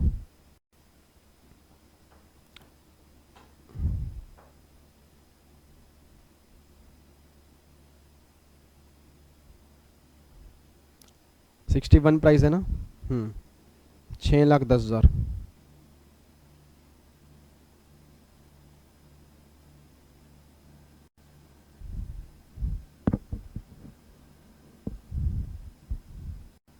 $6,100 बनेगा मेरे ख्याल से, ये वैल्यू आएगी जी अगर रेफरेंस रेट नहीं है तो। ठीक है, और सी उस केस में 10,000 दिखाना यहाँ पे। सॉरी, $10,000 है, डॉलर का रेफरेंस रेट है 63, और पाउंड कितने मिले हैं 5500, उसका 101 है। लो जी, अब एक बार देखना सी में कैसे करना है। 63, 6,30,000 पे शायद ये बनेंगे मेरे ख्याल से, 63,000 नहीं, 6,30,000 और 5500 मल्टीप्लाई 101, 5,55,500 लेस ये बना, तो 5,55,500 मल्टीप्लाई 1%, तो ये आएगा मेरे ख्याल से 5555 जी। ये वैल्यू आपकी निकल के आ जाएगी जी। ठीक है, ये वैल्यू है बस। तो ये हमारा रूल नंबर 32 है जी, ये हमारा रूल नंबर 32 है। उम्मीद करूंगा आपको समझ में आया होगा जी। ठीक है, बिल्कुल सिंपल है, बिल्कुल सिंपल है। सिर्फ अगर इसके अंदर ये पॉइंट समझ में आ गया ना, सिर्फ अगर ये पॉइंट समझ में आ गया कि बाइंग और सेलिंग और रेफरेंस रेट की गेम क्या है, एक बार अगर उस डायग्राम को दोबारा आराम से बैठ के देखोगे ना, आप कहोगे सर वाकई कुछ नहीं। अभी थोड़ा टेक्निकल इसलिए लग रहा है क्योंकि आपने भी पहली बार पढ़ा है, क्योंकि पहले कभी ये रूल आपने इस तरह से पढ़ा ही नहीं है, पहली बार पढ़ा है, तो बाइंग और सेलिंग में कन्फ्यूजन हो रही है। तो आप ना कभी आराम से बैठ के सोचना कि मेरे पास डॉलर हैं, मुझे रुपीज़ चाहिए। अब अगर डॉलर से रुपीज़ चाहिए तो बैंक मुझे देगा, तो बैंक के पास डॉलर लेके जाऊंगा, तो बैंक डॉलर लेगा और मुझे रुपीज़ देगा, तो बैंक का डॉलर बाय करेगा, तो बैंक का तो बाइंग रेट हो गया क्योंकि बाइंग रेट लगाएगा, क्योंकि बैंक ने डॉलर बाय करने हैं।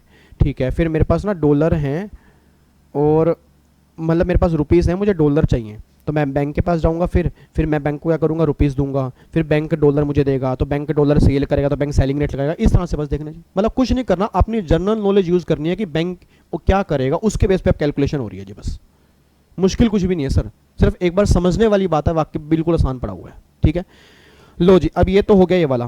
इससे अगला एग्जाम्पल जी, ये एग्जाम्पल काफ़ी लंबा चौड़ा है जी। ये लो, ये एग्जाम्पल पोज करना है। एक बार मैं बोल देता हूँ जी, ताकि अगर किसी को हैंडराइटिंग समझ ना आ रही हो तो एक बार मेरे साथ साथ पढ़ लेना। एग्जाम्पल 2 है, VG study Hub Private Limited registered in Delhi is a money changer. मैं मनी चेंजर हूँ जी, मतलब मेरी कंपनी है, मनी चेंजर है, वो मनी चेंजर है, मतलब मनी चेंजर मतलब डॉलर से रुपये, रुपये से डॉलर हम कन्वर्ट करते हैं।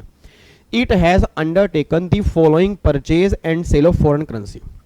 मैंने $1,000 आर परचेज किए मैंने from Rahul enterprise at the rate 68 per dollar. मैंने 68 में परचेज किया। रिजर्व बैंक का रेफरेंस रेट है 68.60, मतलब 68 का लेकर मैं रिजर्व बैंक को 68.60 का दूंगा। अब आपको पता नहीं आपने क्या करना है, मुझे नहीं पता। फिर मैंने $2,000 बेचे हैं, और बेचे मैंने 67.50 के हैं, और रिजर्व बैंक का रेफरेंस रेट अवेलेबल ही नहीं है जी, इसमें रेफरेंस रेट अवेलेबल नहीं है। ठीक है, तो कह रहे हैं determine the value of supply in each of the above case. एक तो 32 ए में निकालनी है और एक 32 बी में भी निकालनी है। बी मैंने अभी कराया नहीं है, बट 32 बी के अंदर भी इसकी वैल्यू कैलकुलेट करनी है, दोनों में वैल्यू निकालनी है जी। ठीक है, अब ये क्वेश्चन आप उतार लेना जी, और आपको इसकी वैल्यू ए और बी दोनों में निकालनी है। ए तो हम कर ही चुके हैं, अभी जो हमने ऊपर वाला क्वेश्चन किया ऑलमोस्ट उसके बेस पे ही है जी। बी अभी हम कर लेंगे, तो बी भी आपने घर से करके आना है। लो जी, इसका आंसर आप घर से करके आओगे और मुझे इसका आंसर भेजोगे जी, मुझे इसका आंसर भेजोगे, बस ये बात ध्यान देना जी। इसमें ना एक और पॉइंट लिख लो, what if in point number 2, what if in point number 2 RBI reference rate. अगर मान लो आपको आरबीआई का रेफरेंस रेट दिया होता तो आप क्या करते जी। Reserve bank reference rate is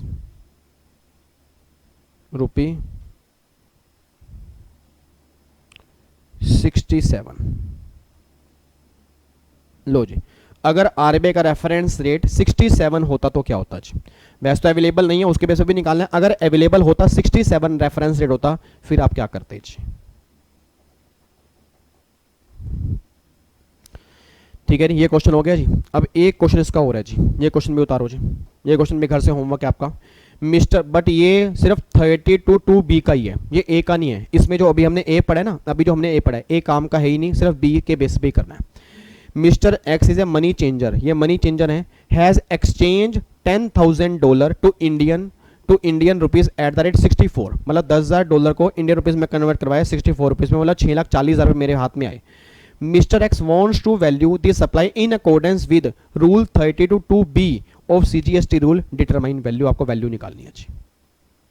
ठीक है जी, ये क्वेश्चन लिख लिया, पोज करके लिख लेना। अब मैं 32 2B कराने जा रहा हूं, उसके बाद फिर B को हम समझ लेंगे, फिर A पता लग जाएगा, B पता लग जाएगा, देन फिर वैल्यू निकालेंगे जी। इधर देखो ध्यान से, कहना क्या चाह रहा हूं। अब ये जो हमारा ना, वापिस आ रहा हूँ रूल पे जी।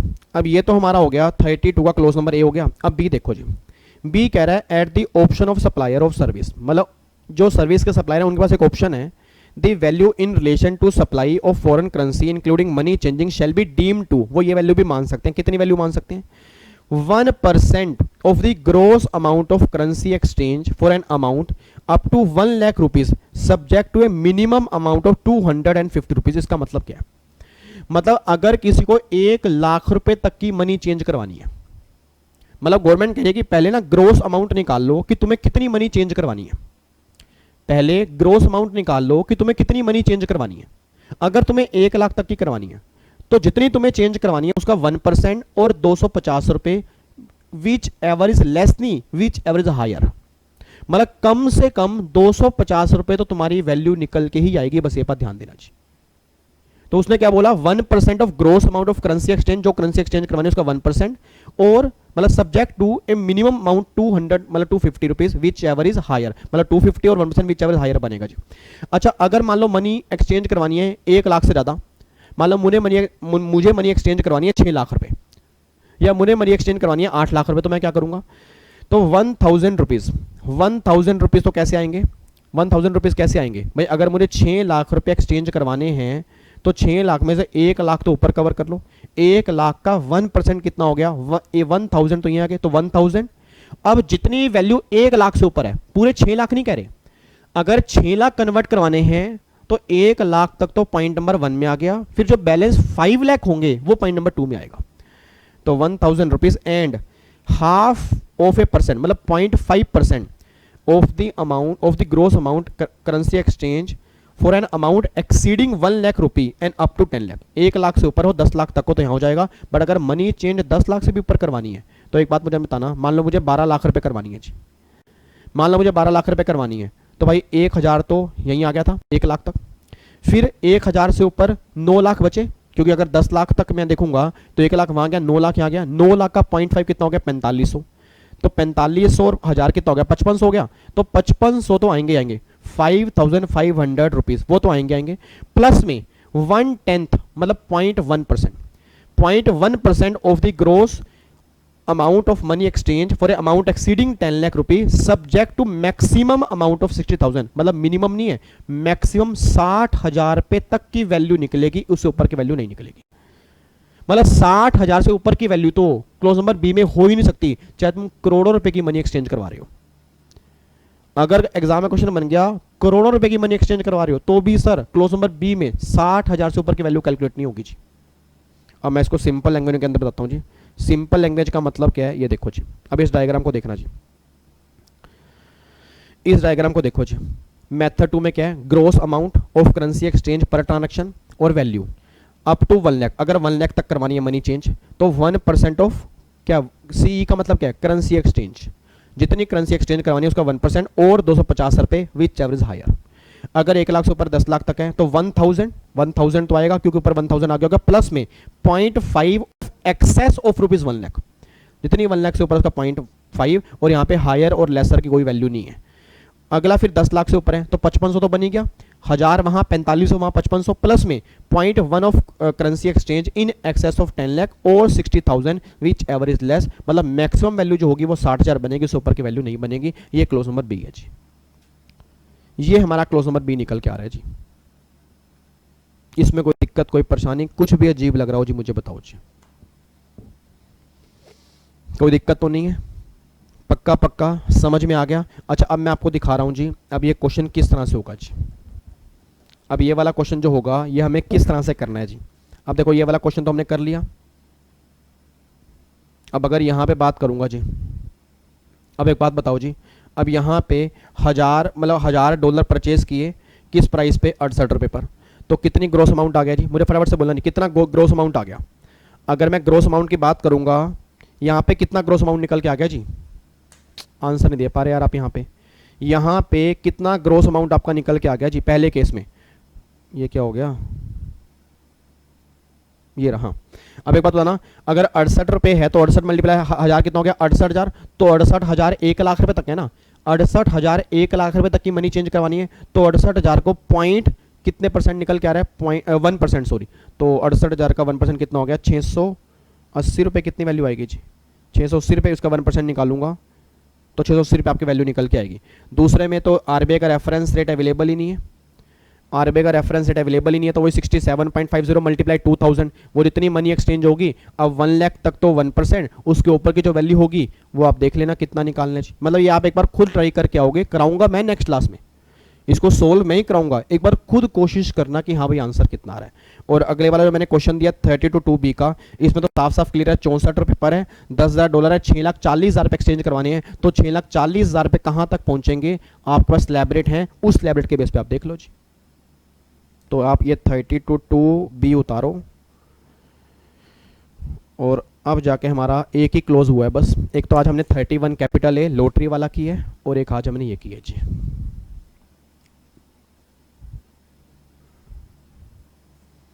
ठीक है, चलो आज हम यहीं तक करते हैं। एयर ट्रैवल एजेंट वाला फिर मैं कल कराऊंगा जी, मतलब कल हमारे सारे हो जाएंगे, क्योंकि क्लोज नंबर ए में ही टाइम लगना था। एयर ट्रैवल एजेंट हो गया, LIC वाला हो गया जी, सेकंड हैंड वाला हो गया, वाउचर वाला हो गया, वो बिल्कुल सिंपल है, उसमें कुछ भी नहीं है जी। मेन जो टाइम लगना था, और इवन जो मेन एग्जाम में क्वेश्चन भी बनता है वो इसके अंदर से ही बनता है जी, मनी चेंजिंग वाले में, जहाँ बच्चे को दिक्कत आती है। ठीक है, तो उम्मीद करूंगा जी इसमें कोई डाउट होगा नहीं आपको। हमने एक्ट भी देख लिया जी, एनालिसिस भी देख लिया, डायग्राम मैंने अपनी तरफ से अपना बेस्ट बना दिया जी। उम्मीद करूंगा इस डायग्राम के बाद आपको बेयर लो बिल्कुल आसान लगेगा जी। आप एक बार बेयर लो को कंपेयर कर लेना, आपको एक एक वर्ड यहाँ पर मिल जाएगा, बट सिंपल लैंग्वेज के अंदर जी। ठीक है, तो फाइनली अब जाके ये सारी बातें हमारी क्लियर हो चुकी हैं। इसमें कोई भी डाउट होगा मुझे व्हाट्सएप कर देना, ये दोनों क्वेश्चन के आंसर आपने मुझे भेजने हैं, और हर बच्चे ने आंसर भेजने हैं, बात ध्यान देना जी।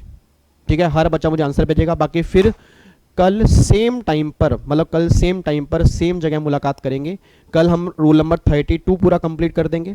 ठीक है, मतलब एक क्लास हमारी अभी वैल्यूएशन की और लगेगी, एक नहीं इवन 2 क्लास और लगेंगी।